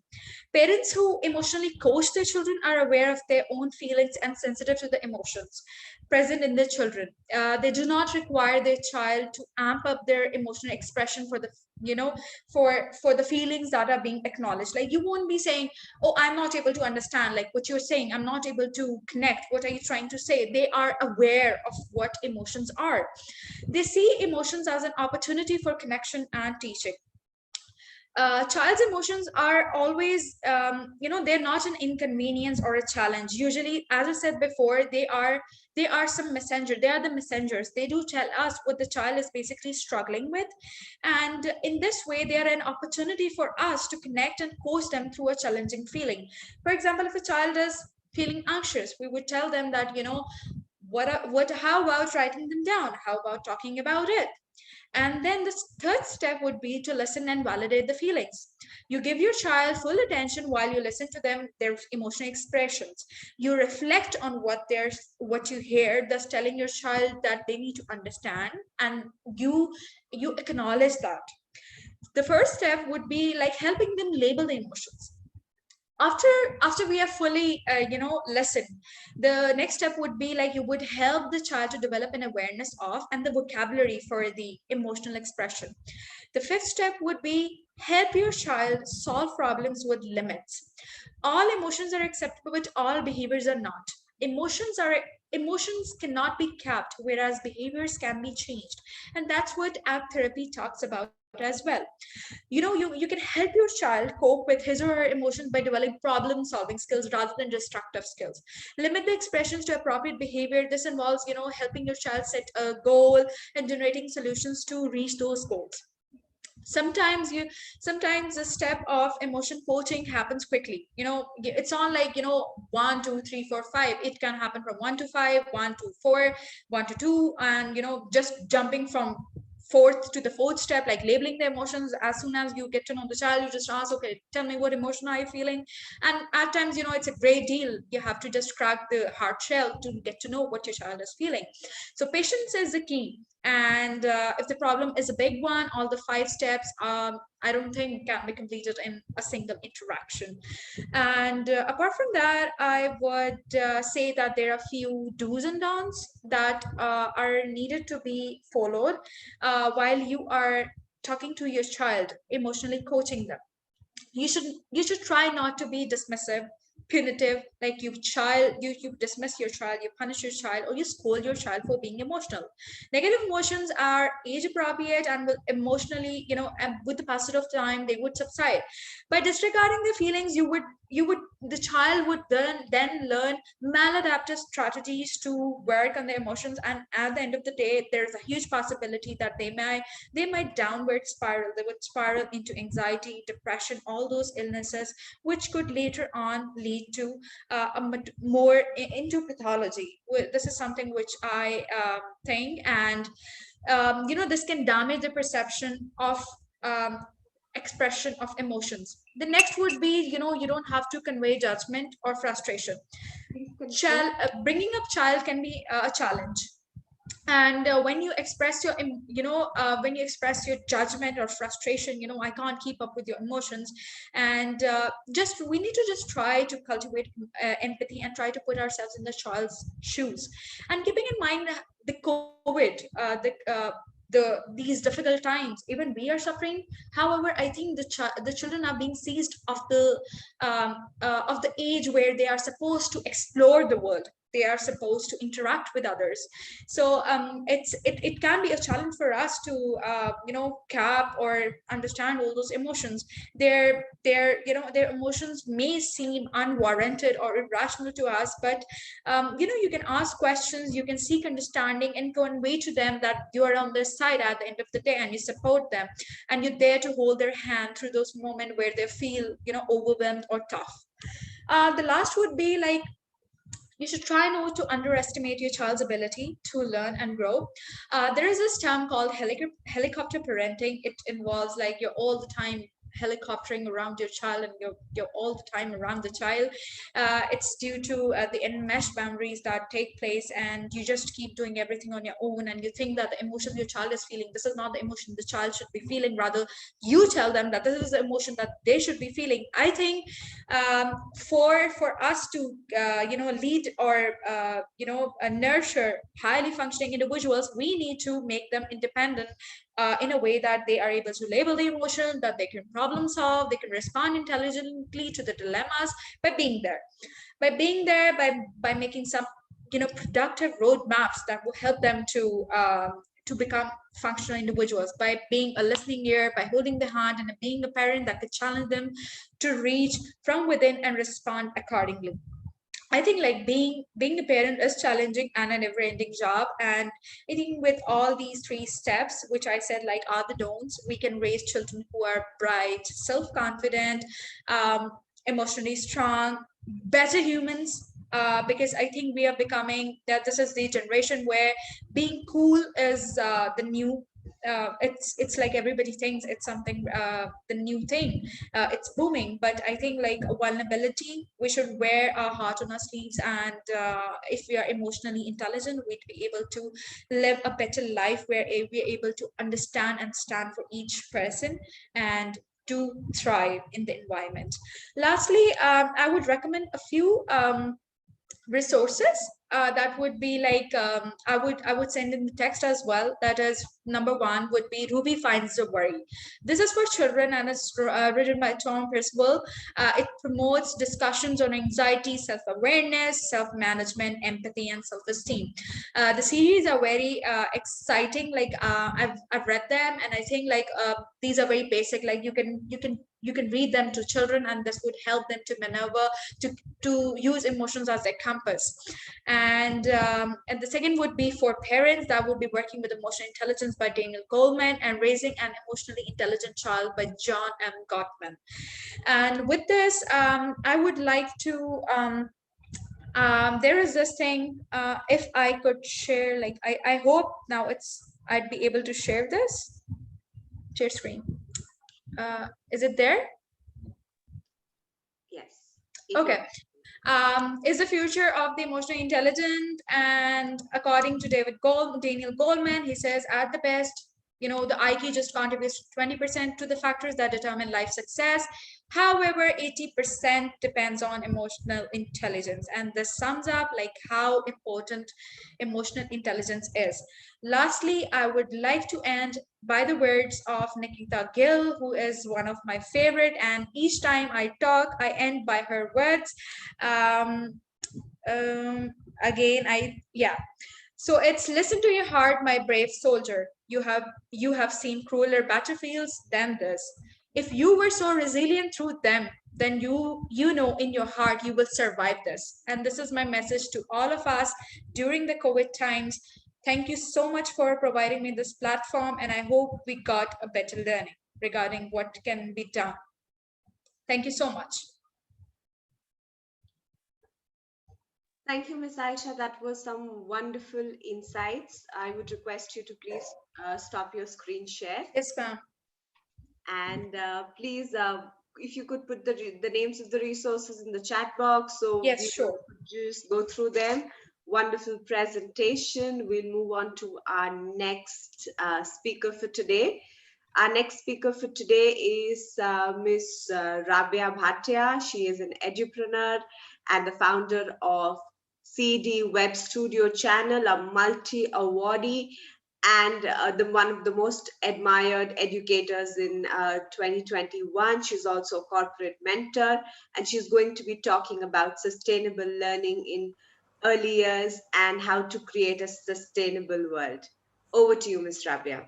Thank you so much, Amrit, for such a wonderful introduction. I'll just make one clarification. It's not CD, it's Ed Web Studio Channel. ED is education, actually. So don't want to get into details at what it is all about, but thanks for inviting me. I would like to thanks Dr. Vasavi and ECDF for inviting me on this global conference on this platform to share my views about the early education learning with respect to the sustainability goals, because we all talked about the 21st century skills, life skills, but the most important factor, what we are actually looking forward towards to achieve the sustainability development goal 2030, and that is unachievable if we don't talk about the education with respect to sustainability in the early years of education as well. So we talk about when it comes to NEP, we spoke about the 4 C's of 21st century skills, which includes creativity, the critical thinking, collaboration, and compassion. So I think we need to understand that during the lockdown, what was the most important factor we all had and we all adapted, wherein we could support each other, be it as a child, be it as an educator, be it as a parent, or be it as the collaborators from across the globe. And there was one thing which was, I think, missing earlier, that was the compassion towards each other. And the most important 21st century skills from in the childhood learning should be compassion. We need to make our child understand what exactly it is all about the compassion, because without understanding, without having that kind of support, and without giving that kind of support and encouragement to other person, we would not be able to grow. So, I would like to talk in detail, though I would not, exceed my 10 minutes for sure. That's my promise to you. So, we need to understand how early learning might be made sustainable for children. It considers the application of goal 4 of sustainable development goals to early childhood education to ensure that inclusive and equitable quality education that promotes lifelong learning opportunities is available to all children. Still, we know that India is not the only country, but we are facing this issue across the globe, that the equal kind of opportunity, equal education is not provided to the girls and the boys. There are certain areas which are left behind, wherein still we are facing discrepancies amongst the girl-child education. Though India has overcome this problem to some extent, but still there are families, there are areas where we all know what is happening when it comes to the girl child. I don't want to get into all that, because that will bring tears to my eyes, because being a mother of 2 daughters, I can very well understand that there's no difference between a girl and a boy. So I think we need to make them understand since the childhood that we need to respect each other. We need to make them understand that even a girl is important to have the education. Plus, whatever crimes are happening across the globe when it comes to the rape cases and everything, still those values are left behind. We are not able to inculcate those values, those moral values, which will be helpful to achieve the sustainability development goal. So the early childhood practitioners and researchers are encouraged to implement curricula and pedagogies that can support sustainable learning. While education research about sustainability is necessary, policies and values are also required. We need to make policies, we need to make values understand in our early childhood education. We need to imbibe those values, include those values in our pedagogies in such a way that it should be a practical knowledge and not only the theoretical knowledge. So values related to sustainability promote a certain type of pedagogy in which the child should be allowed to take initiatives, think, and reflect. Till the time there is no practical knowledge, the child would not be able to think critically. They would not be able to reflect in its own way, reflect inside that what is exactly important to understand. The only bookish education is not important, but the practical knowledge of each and every sustainability development goal, especially the goal 4, is very important. This requires high quality early childhood education. How sustainability concepts can be applied to both content and pedagogy are as well as different preconditions that are necessary so that all children can access education for sustainability. Important preconditions of education for sustainability include a need for awareness. It is very important for awareness about this, that lifelong learning is applicable to early childhood education as well as educated staff. We understand, we are all teachers and we are all mentors. Very rightly said by one of my co-speakers, happiness is equal to happiness. Compassion is important. 21st century skills is important. NEP talks about the real life experiences based on 21st century skills. Now it is important to implement it in a practical way, because till the time we are not going to implement it in a practical way, it will not happen unless and until we take the first step of implementation. That is something, change yourself. First, the important part of the educator, change yourself within. Once you become compassionate towards the other competitor, towards your other colleague, automatically those values will be imbibed by a child, because in the child as an early years, they imbibe what they see. We are their reflection. They see the reflection in ourselves. So if we are behaving in such a way where we are ready to be compassionate, to support and handle the girl and a boy in equal manner, handle the people, a child who is a better learner or who is a slow learner, there should not be any comparison. One of my co-speaker already mentioned about the comparison thing. It should not be, they should not be compared. They're all very, very little people. We need to understand, we need to understand their heart, we need to understand their mind, we need to understand the psychology, whether somebody is from the psychological background or not. But as a mentor, at the end of the day, we are all parents, right? So if we are able to love our own kids, we can love the child, the student coming to our school as well. And there should not be any comparison. The moment we start comparing between two children, automatically in the early years, the child will inculcate those values. They will also start comparing themselves with the other child. All right, that come from a different background, that come from a different status. They don't have a big house, they don't have a big car. The father is coming to drop my friend in a rickshaw or in a scooter, and my father comes to school in a big car. So these differences, we have to remove these differences. We need to be sure that lifelong learning is applicable to early childhood education as well. Educated staff who are aware about is what is relevant for young children to learn about the sustainability. Now, the thing is, we spoke about the sustainability, we spoke about compassion, we are talking about the, the practical knowledge, but how can we how can we make sure that this is there at our homes also and at our schools also. So for this, we need to have a lot of parenting sessions as well. We need to make parents also understand, but at the same time, parents are equally responsible for these values to be inculcated in their child from early years. They are there with their child at home.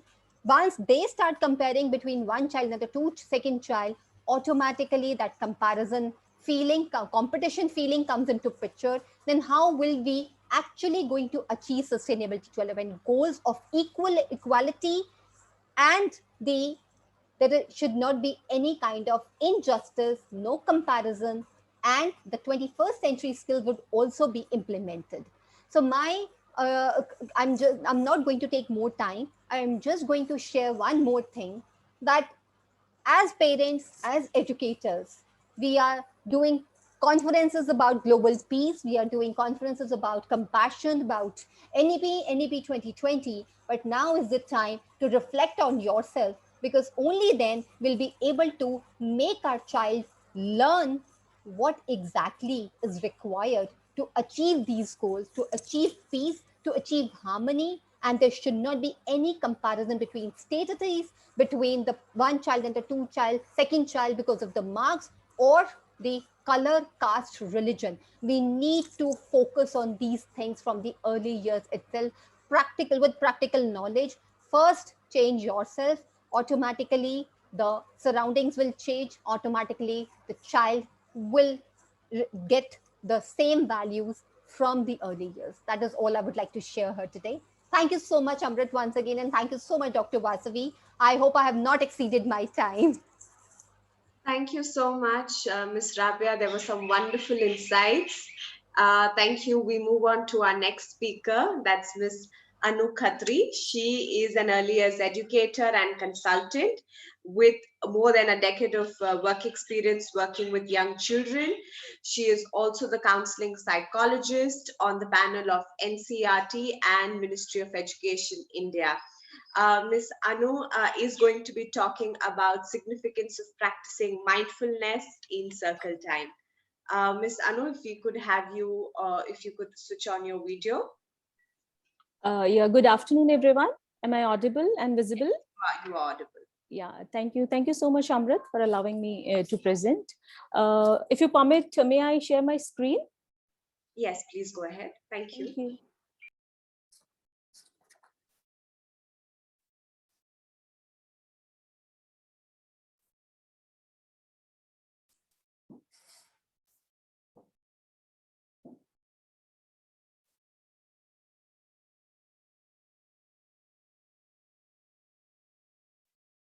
Okay, I think there are some glitches in that. So let me just start without the presentation. I hope I'm audible enough.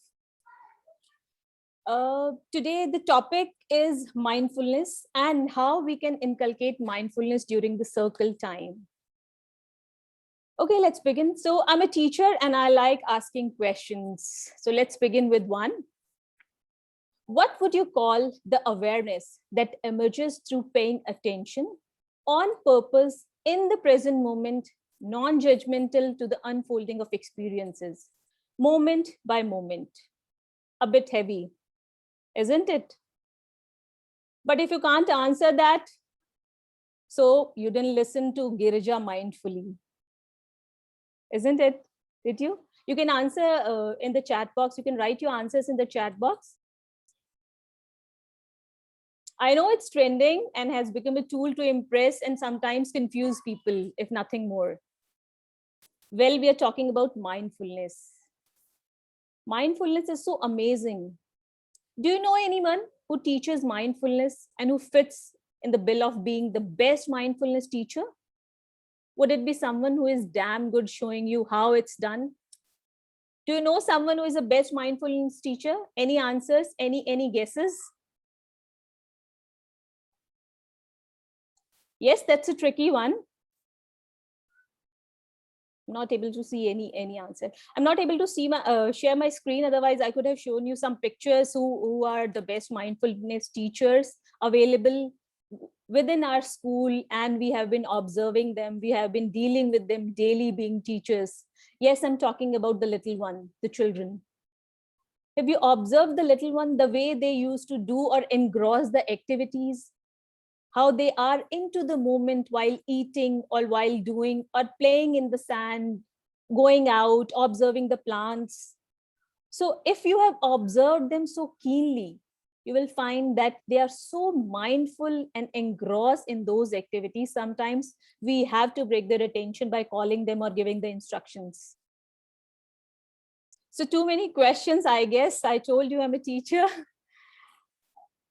I'm not able to show you a picture, but that brings me to mindfulness in circle time.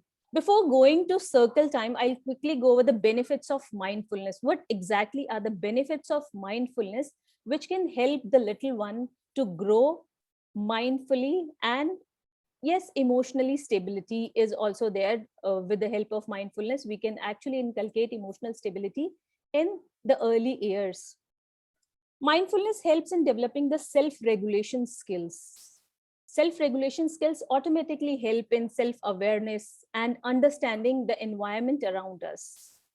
It is found in researches that this practice increases the duration of attention span. When we are giving some activity to the children, and we actually hope a child to be attentive. So in order to understand or in order to be into the moment. So the practice of mindfulness actually help the children to increase their attention span and be in the classroom, in the moment, and understand the activity. It helps to development of well-being and resilience, which is very important, and promotes kindness and compassion for self and others too. Now let's understand what circle time is. We just briefly discussed the benefits of mindfulness, and let's understand what circle time exactly is. Circle time is an activity which is performed in every school. Like almost each and every early childhood educator has been practicing morning circle time as an opening circle time and closing circle time by the end of the day. So what is the importance of circle time? Let's understand. Children during this time work on 5 key skills. They are observing, thinking, concentrating, listening, and then putting their thoughts in front of the teacher or maybe the caregiver, or while they're moving out of the school. So that means speaking or putting their thoughts. As it's a collective activity, it develops positive relation too. The main aim of circle time should be to clear the cobwebs from the minds of the little ones that are a hindrance to learning, to squeeze out the unwanted and get the sponge, the little ones, ready to absorb. If that is the aim of the circle time, can mindfulness be of any help in achieving it? Any guesses? Like if circle time, we are very much clear about the aim of the circle time. So now, can mindfulness be of any help in achieving it? Yes, certainly it can. Since the emergence of new millennium, mindfulness education has grown rapidly. We as educators, parents, teachers, and children has been observing and listening to mindfulness everywhere. Some of us are understanding, some of us are practicing it, and some of us are just thinking what exactly mindfulness is.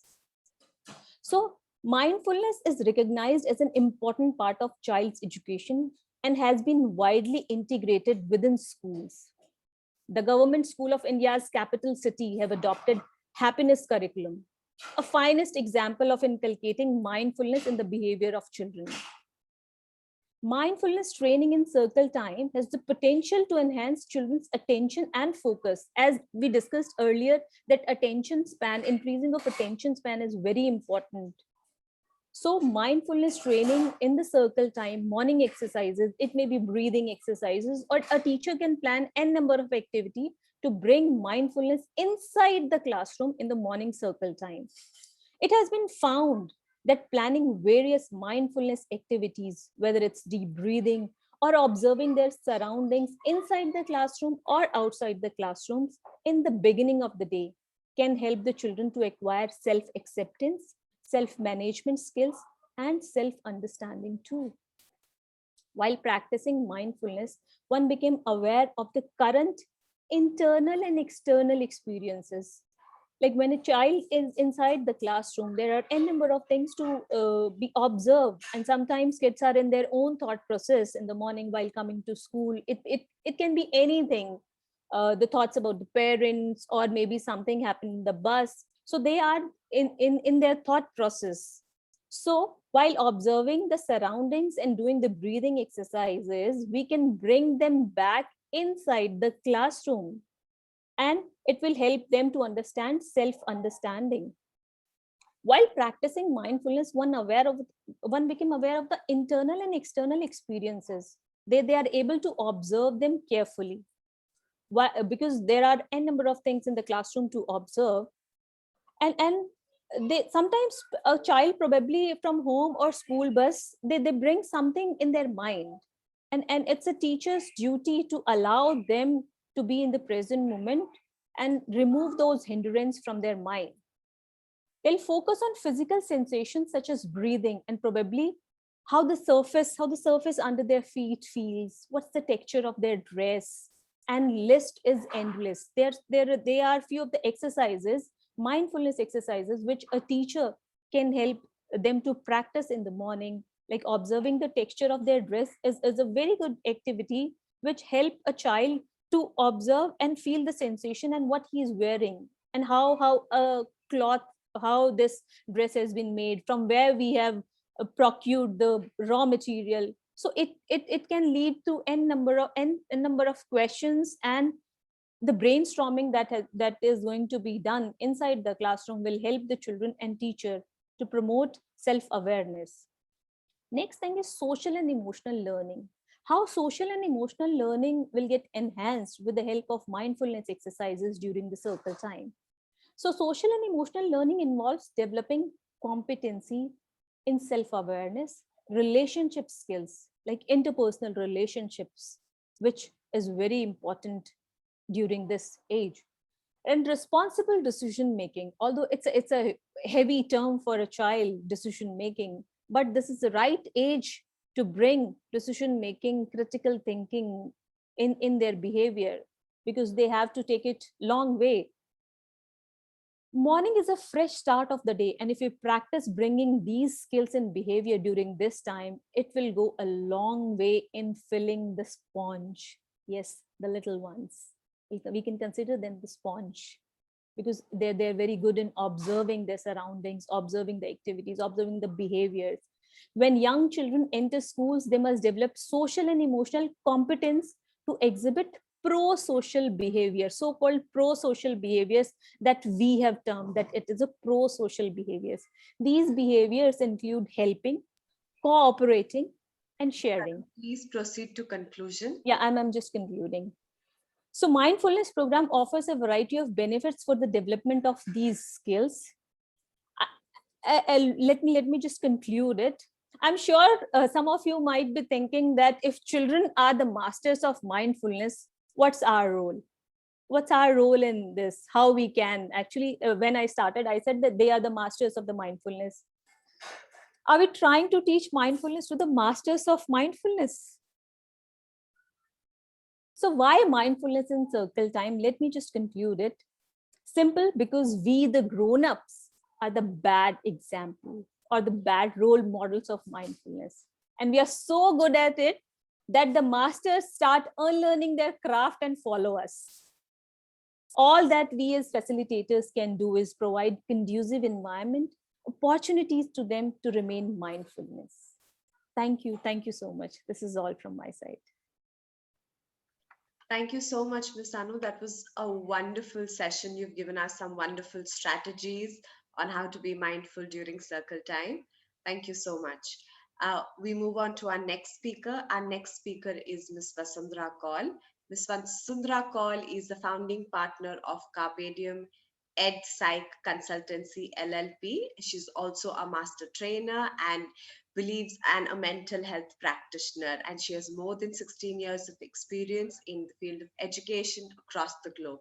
And today she's going to be talking on implementing STEAM education and benefits for a diverse classroom. Over to you, Ms. Vasundhara. Thank you, Amrit. I hope I'm audible. Good afternoon, everyone. And Amrit, if you could just allow me to share my screen as well. I can, right? Please go ahead. Is this visible? Thank you. All right, so good afternoon. I think it's been a lovely morning, a lot of idea exchanges. I think, congratulations is in order for the ECDF team, Dr. Vasavi, everyone who's been part of the sessions, learning a lot. I think as educators, one of the things that I truly believe that, we learn each day. And the more we have platforms like this to learn from each other, the better. So like Amrit said and kindly introduced, I am the co-founder of Carpe Diem. At Carpe Diem, the four of us are like-minded professionals, with a mixture of capabilities in terms of psychology, education, etc. And the idea is to be able to extend well-being. So Dr. Vasavi, when she, contacted me and I said, okay, what is it that I can bring to this platform, which is going to be slightly different and yet be useful to everyone who's participating.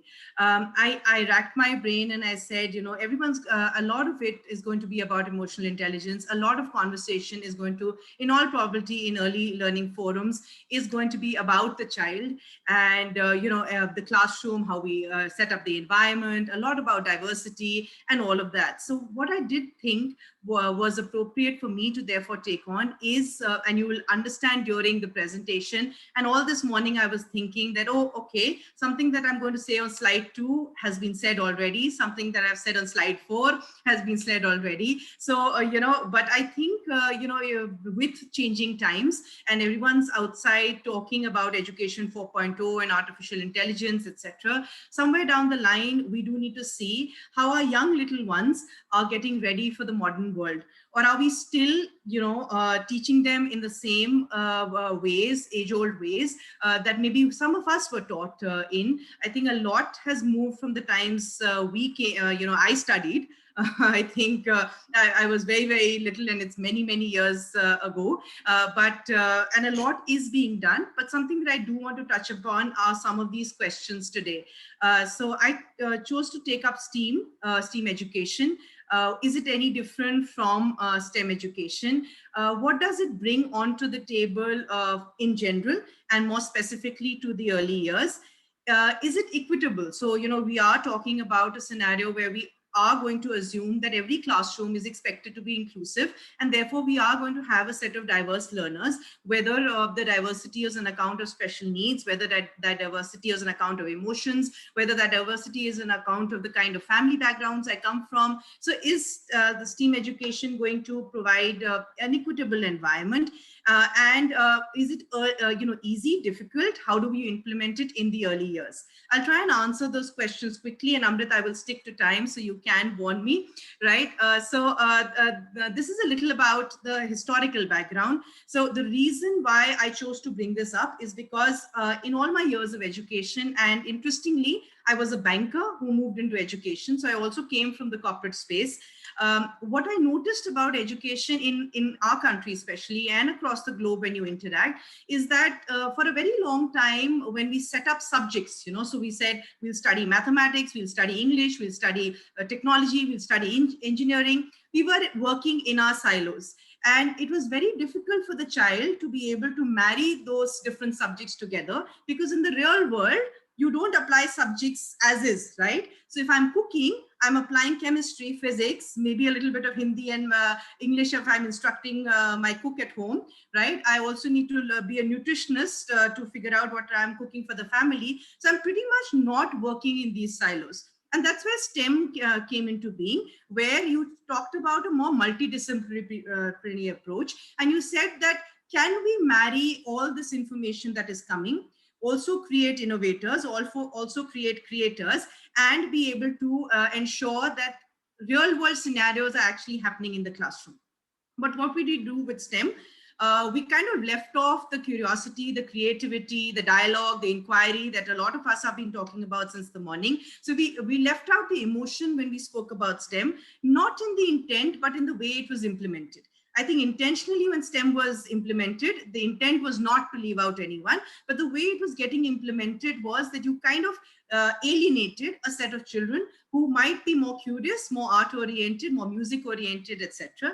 And which is why STEAM makes so much more sense, where you are also integrating another more important component of your neurodiversity and also your left brain, right brain alignment, right? So you are ensuring that all aspects of the child, and a little while ago, one of my co-speakers also spoke about the whole brain development and overall development. So what does STEAM actually bring onto the table? I chose to put this as a word web of words that came to my head, what literature told me. But the most interesting bit is thinking out of the box. So the box, the way I look at it, no box must exist. Right? So it's not thinking out of the box, it's thinking without a box and having that boundaries to think of.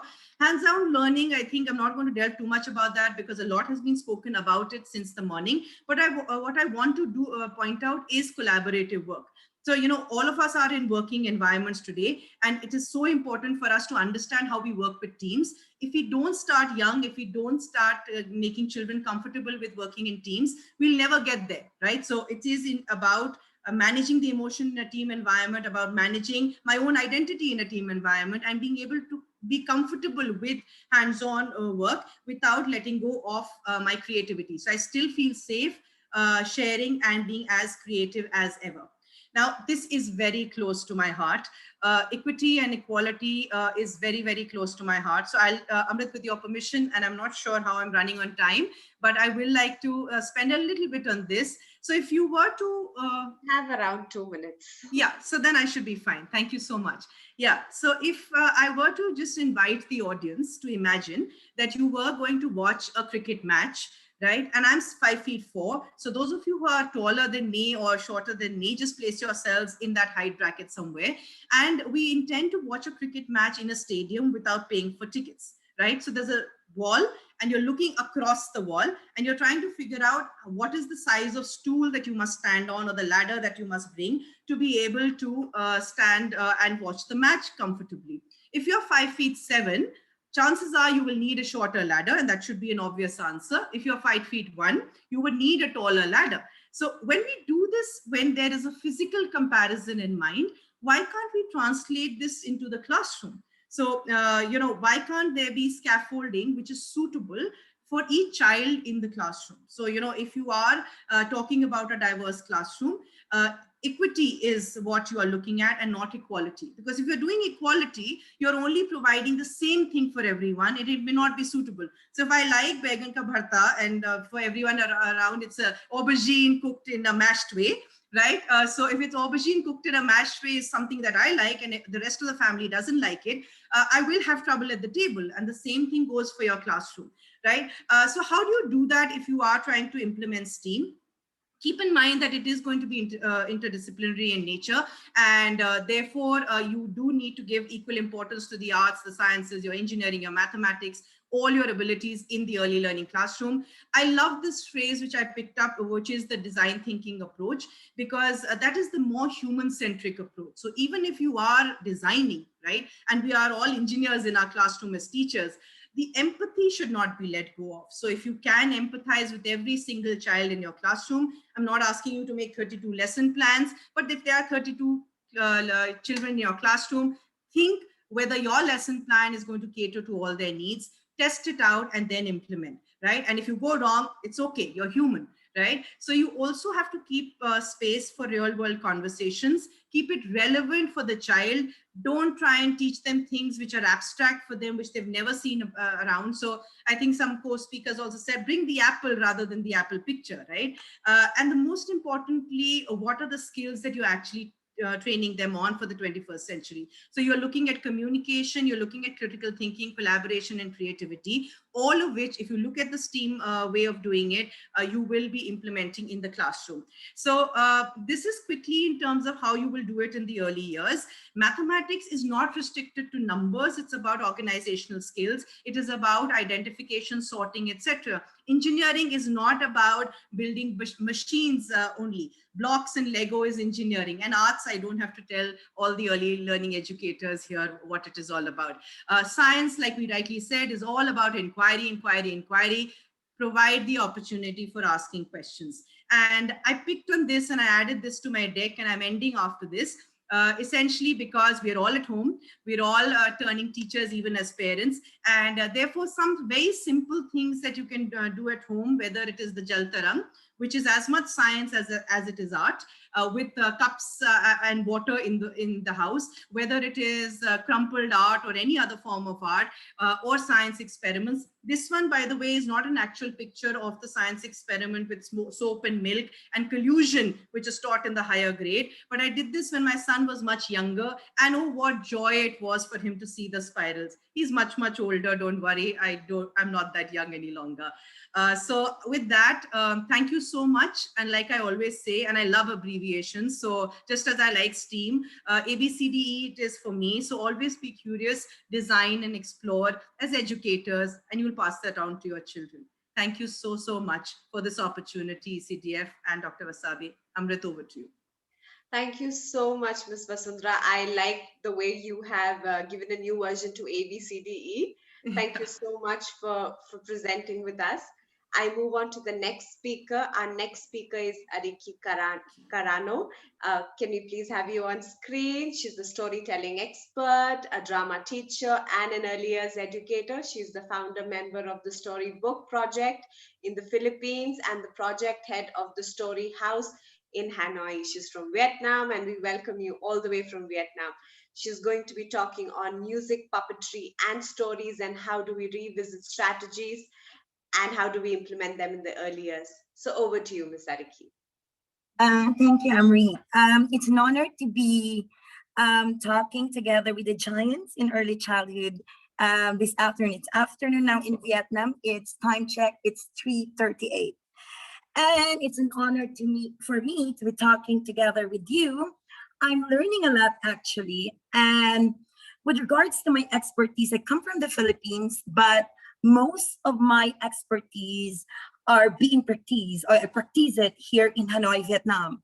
So I've dealt a lot of teachers. I train teachers in early childhood development, and from Reggio Emilia and Montessori.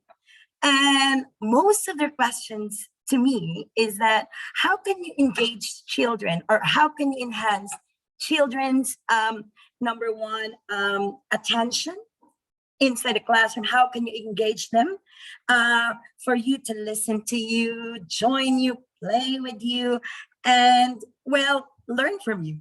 So I have here now, I will share my screen. Ooh, okay. Is it okay now? Can everyone see my screen? Is that okay? Yes, it's visible. Okay. Now, music, stories, and puppets. Okay, wait.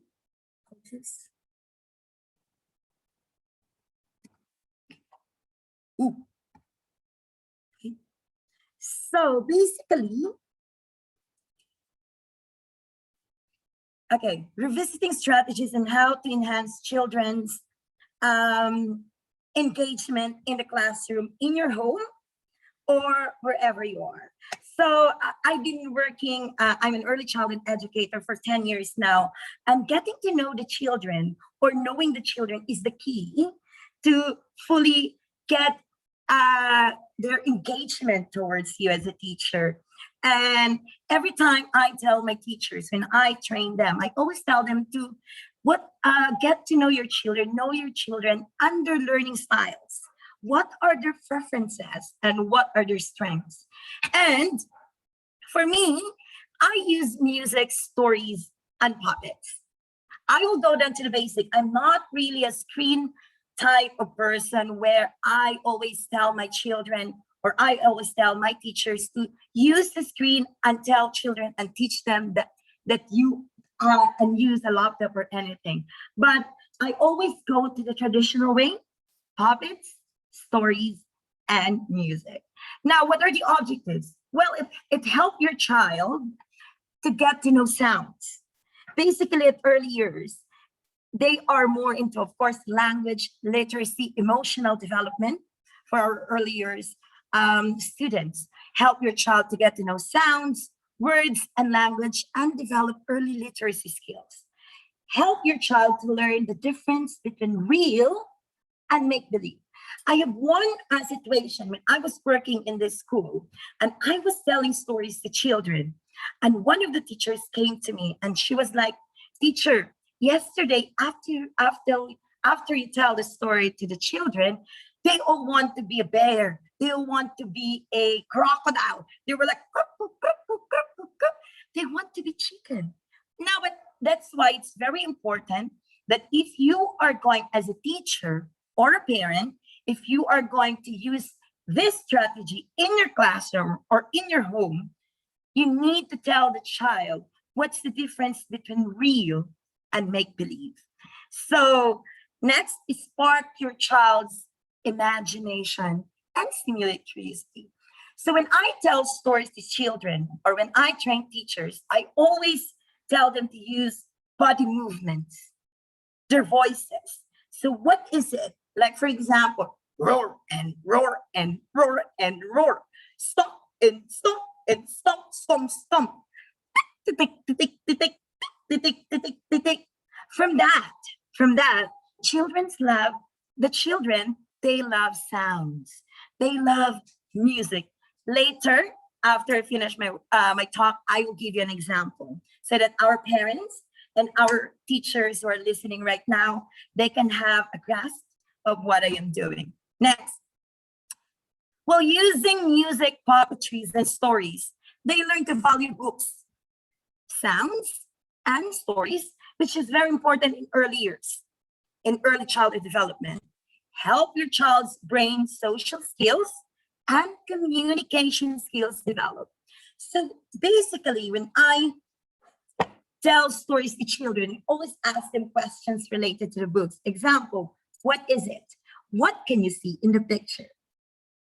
Oh, is it a lion? No. Is it a bear? No, it's a moon. Okay, so by that simple questions, using that simple questions, it will help them, it will help their communication skills. Okay, next we have help your child understand change and strong emotions that can go along with them. Basically,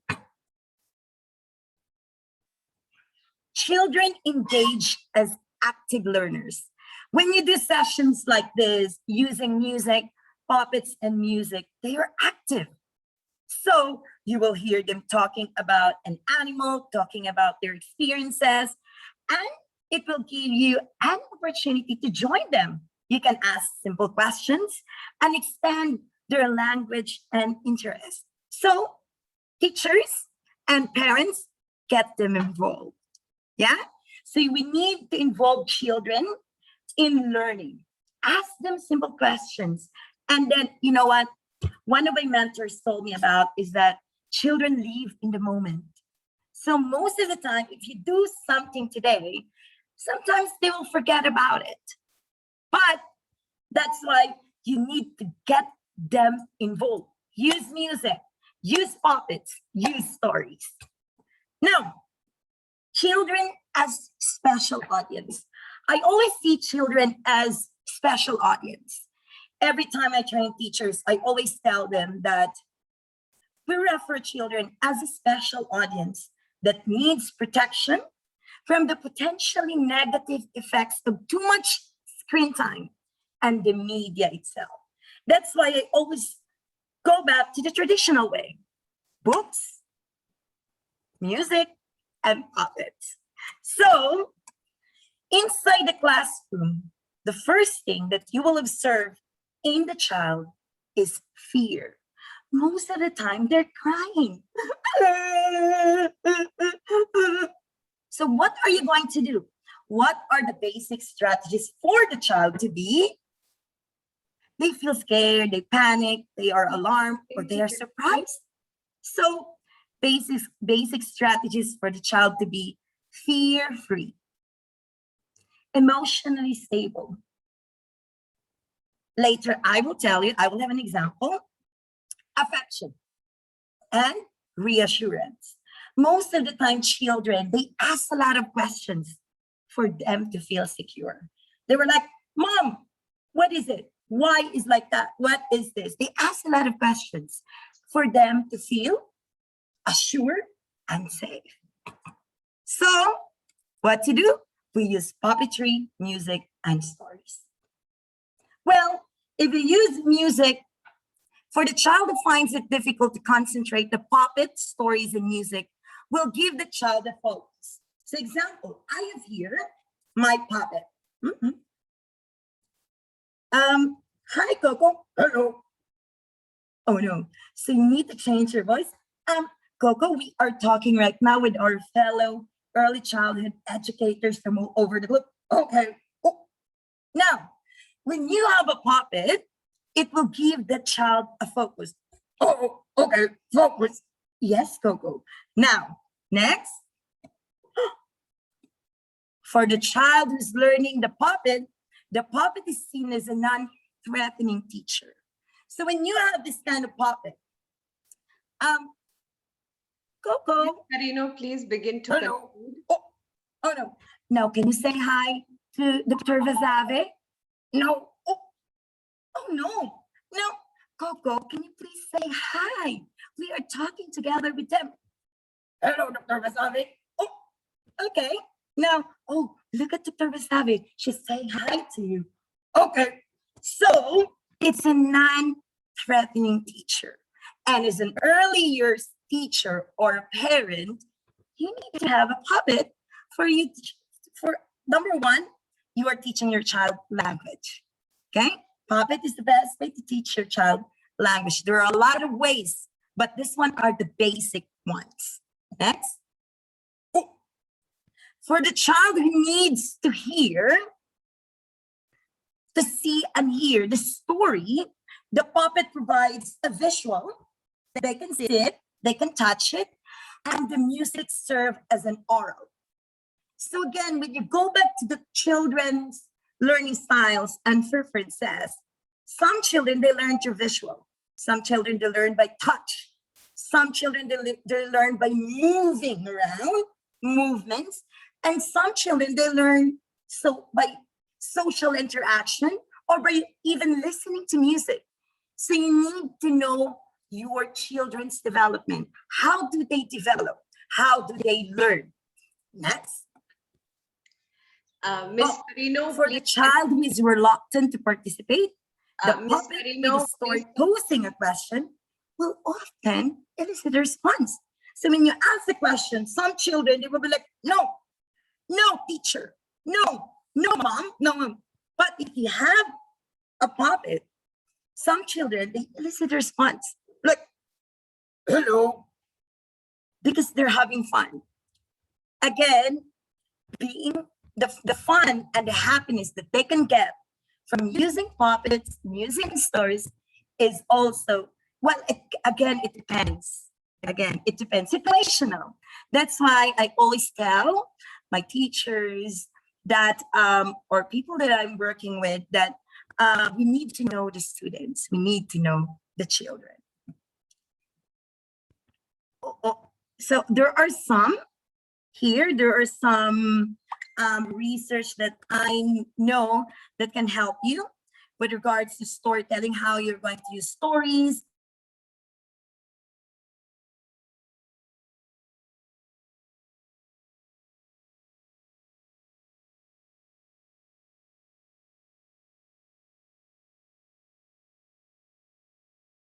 Arki, you are on mute. Arki, I think You have gone on mute, Arki. Arki, you've gone on mute, and I think there's some technical issue. The screen is frozen. Yeah, she's gone on mute, and we'll have to tell her, Arki, you're on mute, and I think the time is also over, right? So we will move on to our next speaker. We have to. I think she's not able to unmute herself. That's what I can see. Yes, I think there's some technical concern because her screen is frozen too. We'll move on to our next speaker if you could. No, but she has to. She has to stop her screen sharing. Yeah. So we need to just one more. tell her. Can our technical team see if they can unmute her? Invani, if you're there, just check if you can unmute her. Miss Arki, can you please stop sharing the screen? No, she's not able to. Can you hear the music? Hi, Arki. Can you hear me? Arki, can you hear me? Can I ask our participants if they can hear it? Yeah, we can hear you, but can you hear me, Arki? Miss Amrit, can you hear the music? We can hear the music, but can you hear me, Arki?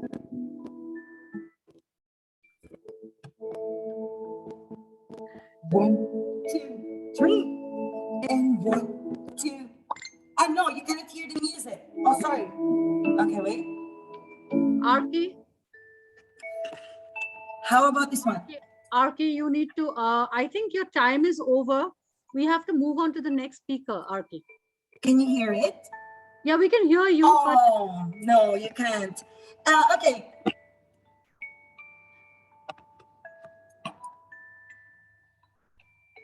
Arki, we have to move on to the next speaker if you can hear us. Can you hear us? Okay. Can you hear me talking? We can hear you talking. Can you hear us? Can you hear me? Oh, okay. Am I audible, Amrit? Yeah? Okay. But can you hear the music?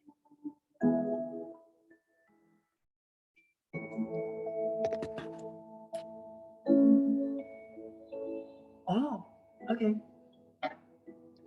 Okay, wait. Hello?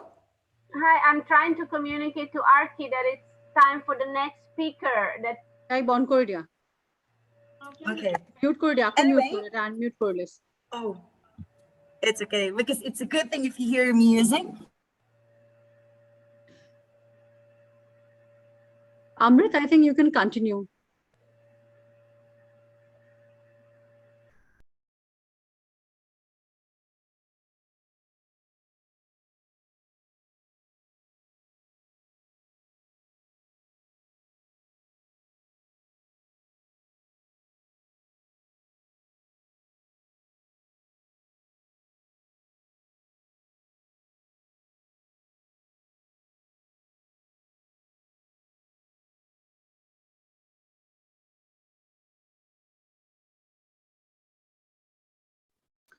Okay, I think Amrit is not able to unmute herself.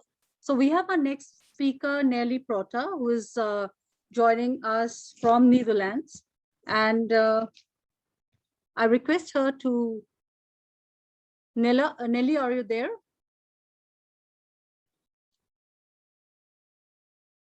Yeah, she has started the screen sharing. I can see that she would be talking about giftedness in children, the difficulties and importance of early recognition. Nelly, over to you. Thank you. I hope you can see Yes, we can. the presentation on the screen. I'm now trying to put it full screen. Is it visible? Am I audible? It's visible, it's audible, and I'll request all the speakers to stick on to the time that we have allotted. Thank you so much. I will do my best. I realized after preparing the presentation that the topic I wanted to talk about could be really discussed for hours at stretch, giftedness in children, and especially how to respond to their needs. So the part of the needs I had to cut out of the presentation, I will try to explain to you why it is sometimes difficult to identify children that are gifted, and also why it is so important to do it early. So, as you said, I'm Neli Prota, and I'm the founder of Empowering Parenting, and I try to encourage, educate, and empower parents to respond to their children in such a way that they are become the best version of themselves in the future and can as such serve society. So regarding giftedness, unfortunately, there are still a lot of myths and misconceptions. I was the first one to say, why do people bother about this issue when, you know, gifted children just learn very easily, school is fine for them, no big deal, right? They are the little Einsteins, the people who can acquire all kinds of brilliant skills. But I could not have been more wrong, because many of these children and adults go undetected and suffer because of that. It is very difficult to identify giftedness, first of all, because for very young children, there are no real tests available. And even if the tests are there, these IQ tests only predict a small part. They only look at high intelligence, but giftedness is a concept that is far broader. Uh, Another issue is that the school systems are designed in such a way that as soon as a child enters school or preschool, even within 6 weeks, they adapt and adjust so much, trying to fit in and to be like everybody else. So they effectively start denying their skills and their abilities in order to be like everybody else. And because of the tendency of these children to be perfectionists and sometimes have a fear of failing or performance anxiety, they start to performing at a level that is below what their potential would allow them to be. That goes under the name of underperformance. So that makes it very difficult for educators to identify all the gifted students that they have in the class. That is also because, according to Betts and Nyhart, there are 6 different types of learner profiles for gifted learners. The majority of gifted learners will fall under the so-called successful but successful adaptive profile. These are children and students who go to school in a very easy way. They learn with minimal effort, and they have learned to thrive within the system, but they have actually lost their creativity, their imagination. They do not possess the necessary skill for lifelong learning because they always rely on grown-ups, on adults, to give them approval and feedback. They tend to be relatively insecure, and even if they go well through school, they start having problems later on in life. Alongside this, there are also profiles that make children fall in categories that can be really concerning.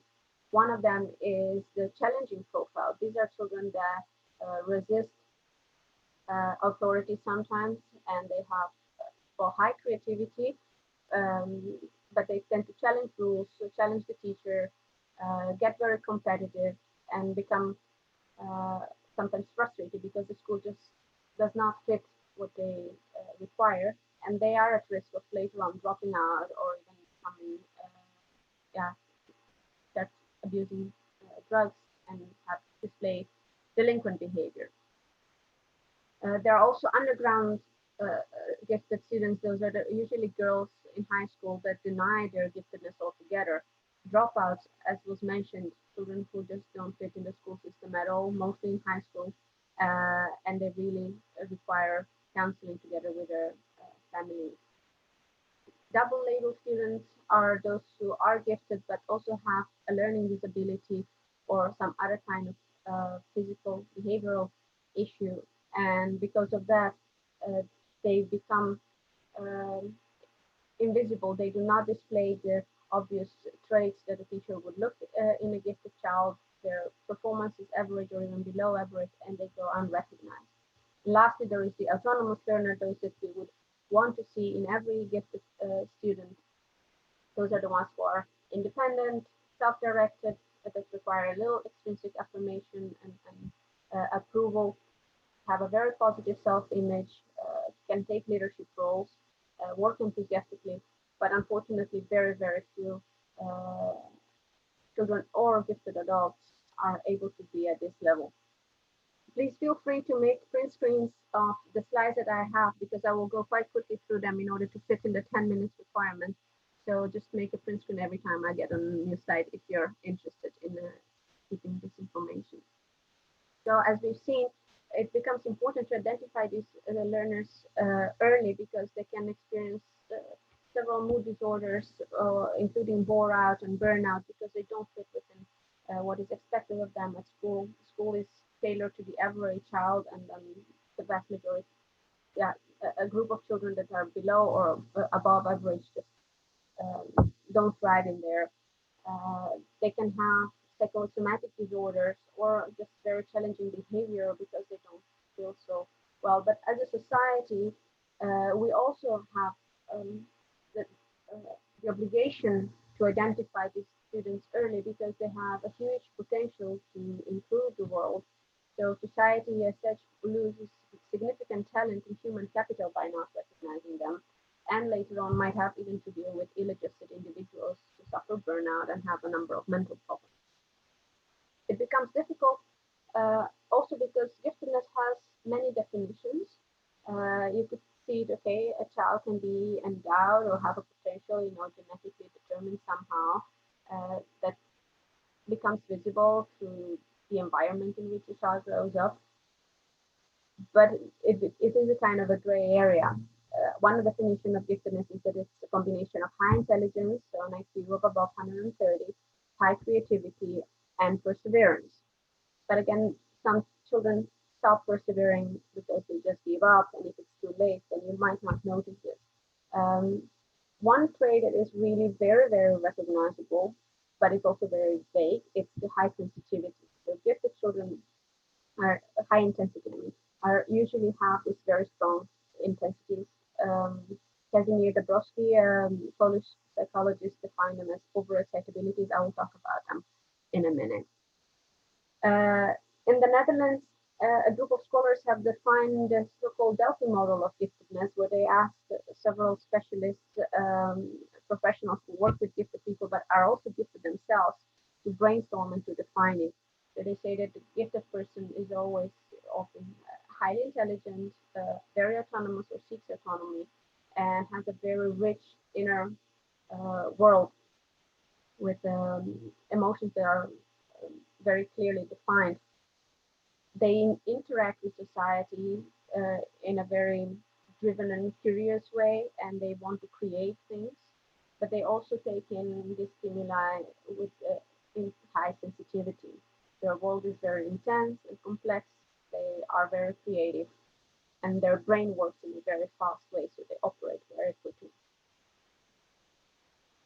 So back to the overexcitabilities I mentioned, this is a very important criterion to look into if you want to identify a gifted learner, because all of them will display at least one of these 5 domains, overexcitability in one of these domains, but possibly in more, and some also, even in all of them. The intellectual overexcitability is characterized by a child who is very curious, has a strong hunger for knowledge, is an avid reader, keeps on asking questions until the grown-ups are really tired of that. There are children who have a very strong imaginational overexcitability, meaning that they have a very strong fantasy world, that they daydream a lot, they love fantasy, magic, have imaginary friends. It also means that they have very strong fears that are sometimes disabling them in their functioning. The emotional overexcitability means that they experience things in a very, very intense way. They also have a very strong sense of justice, what is right and what is wrong. They can be very empathetic, but also feel strong anxiety about big issues in the world, and also have feelings of inferiority and inadequacy. A very common trait is also the psychomotor overexcitability. Children who need to move all the time, can never sit still, but also if they're a bit tense or nervous, they speak a lot, they speak quickly, they have this need for physical expression and love sports, as you can see the child in the picture below. And there's also the so-called sensual or sensory overexcitability, where all the perception of smells and sounds and taste is very, very intense, and so children can be repelled by certain textures in their mouth if they eat food, or labels in their clothing, but they can also appreciate beauty in nature, in paintings, in art. That is very typical. I'm almost at the end of my time. I have 2 more slides to tell you what the characteristics are to look for in a very young child. So in babies, you can already notice it, but they are more alert than their peers and tend to sleep much less. They require a lot of stimuli. They get bored very easily. They can be sensitive to noises, develop their motor development faster and need to move a lot. They are very strong-willed, and also their language development goes more rapidly than that of their peers. And when we look at preschoolers, so child of the age between 2 and 4 years, their vocabulary it can sometimes be much vaster than that of children of the same age. They have a lot of energy and they want to do everything by themselves. They ask them many questions, why this, why that, and they go into asking until they're satisfied, and that can go on for a very long time. They understand many concepts and also a lot of contraries, colors, numbers, quantities. So they have a really much bigger understanding than a child would have at that age. A good memory of things that happened a year or 2 years ago, and is engaged with very big life issues such as death and the meaning of life. So this is to look for in a young child before they can be tested for a high intelligence with intelligence tests in order to then be able to address their needs. I can recommend some of these books. The green book at the bottom is only in Dutch, but the other ones are in English. These are books that can really help both teachers and parents understand what giftedness is and how to best respond to the especially emotional needs of these children. I want to thank you all and thank you ECDF for giving me this opportunity. I hope you enjoyed the presentation, and if you have any more questions, just feel free to raise them now or contact me through my email or LinkedIn. And that would be it. Thank you so much, Ms. Neli. That was very insightful, and thank you for sticking to the timeline. Thank you so much. We highly appreciate it. If anybody from the audience has questions, please post it in the chat box. Kindly stop your screen share. I will proceed to my next speaker. We have Dr. Karen Boardman. She is from the UK. She is the head of the Department of the Early Years Education at Edge Hill University, England, and she has been doing a lot of research since the last 3 decades and been working on various age groups of children from birth to 7 years of age. Her topic for today is Myriad of disclosure, quality approaches for early reading under the age of 3 years. Over to you, Dr. Karen. Morning, everybody from the UK. I'm just going to try and find my presentation because it was here a minute ago and it's gone. But if I can't find it, then I can do it without.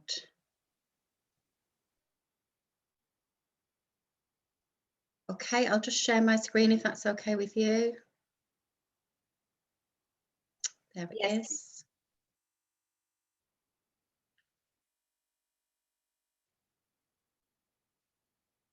We're able to see it. Oh, brilliant. And you can hear okay? Yes. Okay, so it was quite early in the morning. Thank you for inviting me. I've learned such a lot this morning. My presentation follows on quite nicely from all of the presentations that have happened so far. So I'd like to talk to you about the myriad of discourse of early reading for under 3s particularly. So the context is perceptions of reading and perceptions of reading for under 3s. So in the UK, we are heavily overburdened with phonics, the phonics approach and the systematic synthetic phonics. But actually that has nothing to do with under 3s. And the context that I come from is culturally relevant experiences are essential. Rhyming, poetry, dance, drama, music, puppets, books, all of those things, and all of the wonderful things that we do with our babies, infants, toddlers, and under 3s. And it very much depends on your definition of reading. So for about 5 years now, my research projects have been focused on how early years educators in England support very young children with early reading, and in particular under 3. These are my papers. So it's an ongoing research project. There's a focus on too young to read, access to books. I just thought it'd be interesting for you to understand the journey of 5 years. So early years educators, graduate early years educators tell me that the focus on early reading for under 3s is to get them ready for school. They're not sure how they support early reading, so they read stories, they sing nursery rhymes, but they leave the teaching children to read until they get to school. So the focus is on phonics, jolly phonics, if you're aware of jolly phonics. And early years educators, those that work with under 3s particularly, talk about being confused. So we don't know when to start the formal teaching of reading, and should we start the formal teaching of reading. So as part of the study in particular, the early years educators in England working with under 3s are influenced by the accountability policy and the school readiness agenda.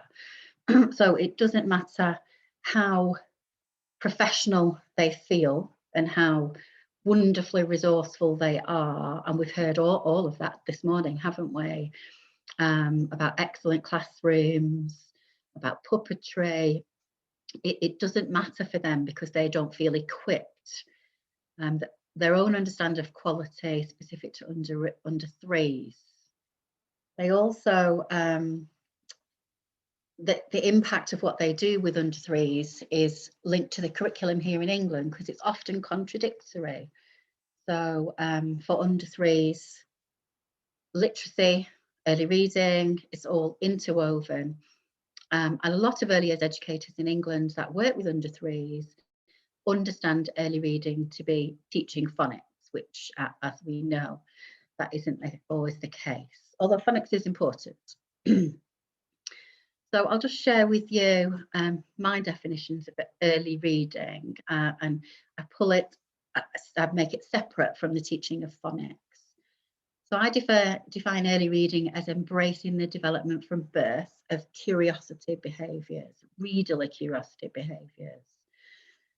So it's part of social being, cultural, and it's a consequential activity. So it's about the engagement, the enrichment, all the things that we've been talking about and heard about this morning. So reading is wider. It goes beyond reading a story, reading pictures, handling screen text. And we also heard this morning that M for McDonald's is some of the first early reading skills. So Rachel Levy talks about reading is not just the decoding of print, but it's about engaging with the print or the pictures and forming opinions. So for me, under 3s need to do something with the images. So I loved the reference to don't show the picture of the apple, bring the apple to the classroom. Because it has to be meaningful, it has to be connective.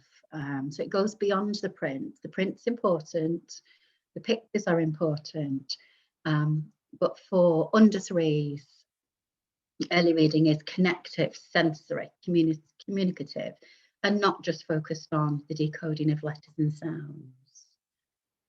So I talk about reading that involves complex interactions, because we say in the UK, teaching children to read is rocket science, and it is. It's very, very complex. So the recommendations that I make within my research and within my work with student teachers and practitioners on a daily basis is early reading for under 3s is everything that we do every day. So it's all the wonderful experiences we provide. But also babies need access to books, pictures daily.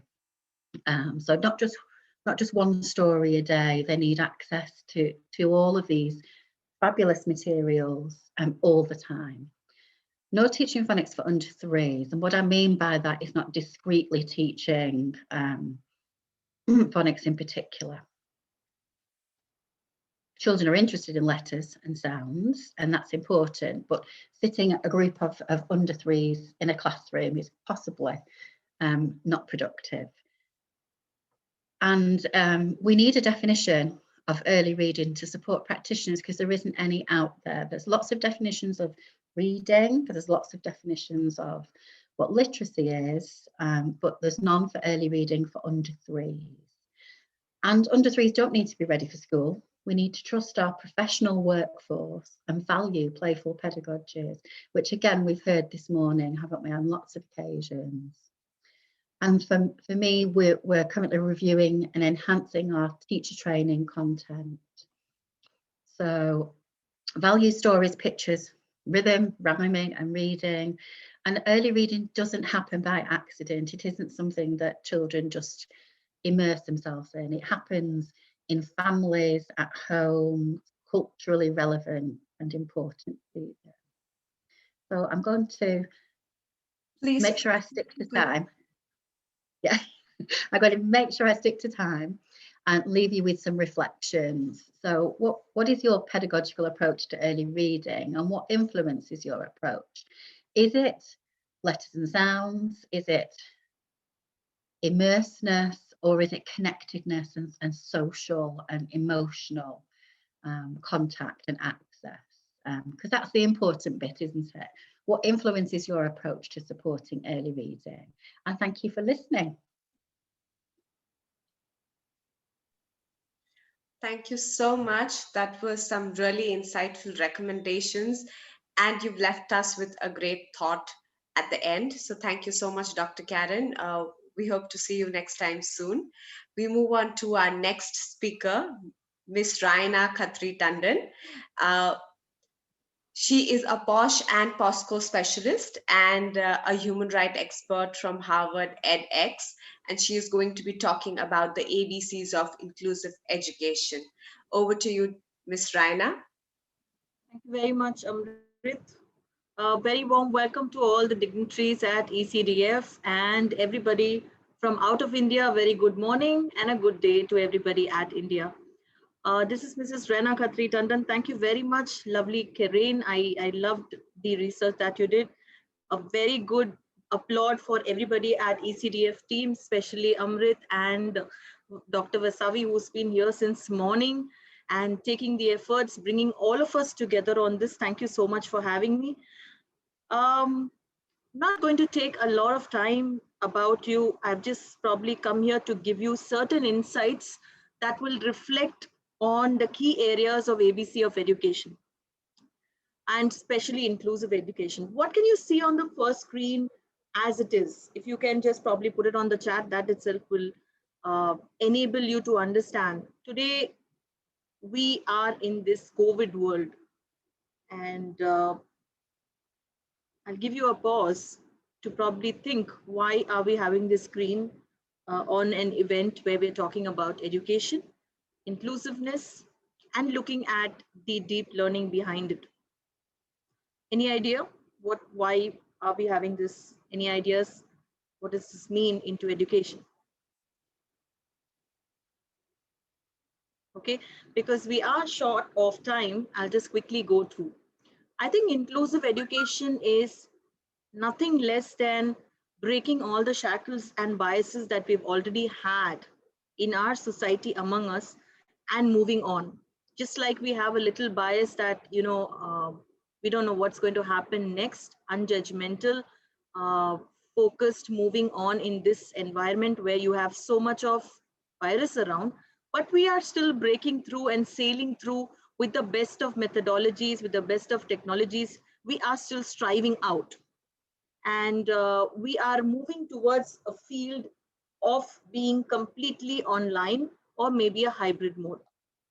So it's equivalently the same for a lot of children who are back down home or over here, where we are trying to understand what are the foundation perspective or the aspects that we need to see, not only at the knowledge-driven level, not only in the methodologies, but also the skills that we are going to implement as educators, as teachers, as enablers.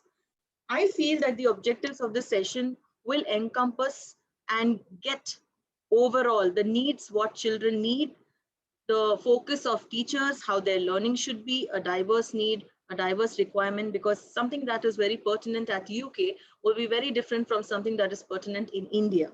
But it depends on the social economic setup and also on the educational bringing. For example, you're an SSC, IG, IB, or any other board. The role of teachers in addressing needs, Yes, today we have different setups, whether they are catering to NGO children, whether they are catering to disability children, whether they are encompassing children with different needs, maybe hearing aids, maybe with different eyesight. But if we look at children at a whole, instead of distributing them at different levels, if we have one ecosystem that works not only on the knowledge, but the expertise and getting together, a system where we are bringing different linguistic, social disability and the shift of children that it's okay to have somebody else who's not maybe as capable as they are. They are a little different. Maybe they are unique in their own aspects, because I call them special children. It's not because they are unique in different ways, but because they have been gifted by God in very different ways. A little focus on all the enablers, teachers. How will we incorporate this? Yes, some of the skills that we really want to encompass is resilience, empathy, and the methodologies that we follow is probably art therapy, dance therapy, music therapy, cross-cultural, brainstorming, drama. We've seen all that. But all that again comes down to demonstrating the different perspectives that NEP, which has assigned, and the education of children with different roles. Sensitivity, attitude building, appreciating the significance that every school will have different perspectives, and a plan. You need to have a plan, because if you have knowledge, if you have resources, if you have strategies, the only thing is to have a proper plan and policies. Being a person into POXO and POSH, very many times when I'm into systems where, we are trying to incorporate the POSH policy or the POXO policy, which not many people are implementing yet at the school level or at the college level. Now, maybe a lot of them in the last 6 months, but we realize that the ideal need for them is to change the attitude or the mindset and to enable a strong policy which is going to drive you to working the way you're supposed to work, in spite of you having continuously working in a mode that has been come through many years. So what I'm saying is you should have proper training at systematic levels, whether it's POSH, whether it's POXO, whether it is sensitization, it's gender sensitivity, understanding resilience, of course, with teachers, with students, with children, and with people who are with special needs, with increased resources. Because if you don't have the material and resources developed over time, you cannot create a change, friends. So student, teacher, parent are communities that have to build them together. You cannot have a program only for children, only for teachers, and nothing for the parent, because as of now you are working from home, you have a blended approach. Blended approach includes the parent at home who have to spend time now with the child, even if you're a working parent. You cannot run away from that responsibility, because now the parent becomes an essential part of a child's growth. He's there almost 85 to 90% home with them and spends only few hours with the teacher and the principal and the other ecosystem. Now, the holistic view of this inclusion approach, which I was trying to say, is to understand the history, the trends which are changing over time, to understand the journey of charity, medical, social integration models will be different, to follow what our constitution has provisions, and there are certain rights that education, children, inclusion, all these acts are there. If you don't know the policies, rights, and the acts, you will not be able to incorporate a proper processed plan. What you see in the world is just a superficial, focused way of learning. We know the methodologies, we know the knowledge, but we need to work on the foundation aspects, which the government is now creating a change on, whether it's NEP, whether it is working with social economic models or with educational systems. My inclusion ABCs to you, which I have put on the screen, which you can start working at home, is even if you take an A or even if you take a B, it may be about behavior, it could be about a choice, it could be about joyful learning, which we have seen in different modes. But let me tell you, without a relationship or without a proximity, I only say my ABC is equal to a sense of belonging. if you develop a sense of belonging, being a parent, being a teacher, being an educator, the belonging has to continuously be there, and that will help you change. And yes, you need to understand school processes, develop learning material, brainstorm case studies, scenarios, drama-based interventions, and finally have group discussions collectively for the entire community. That will help us to become a more included, educated society. So as students, we always say the end result begins with us. I'm going to say inclusion is a right. For many, it is not a right. It's just something that may or may not be available to them. Let us make it a purpose today and see that we can work together to getting a more inclusive world. Thank you so much, Dr. Vasavi, once more with the entire team of ECDF. That's me, Mrs. Raina Khatri Tandon, a short and sweet presentation, not taking much of your time. Thank you so much for having me here. Thank you so much, Ms. Raina. That was really insightful. The ABCs of inclusive education is truly necessary for today's time. And like you said, it is a right, not a privilege. Thank you so much.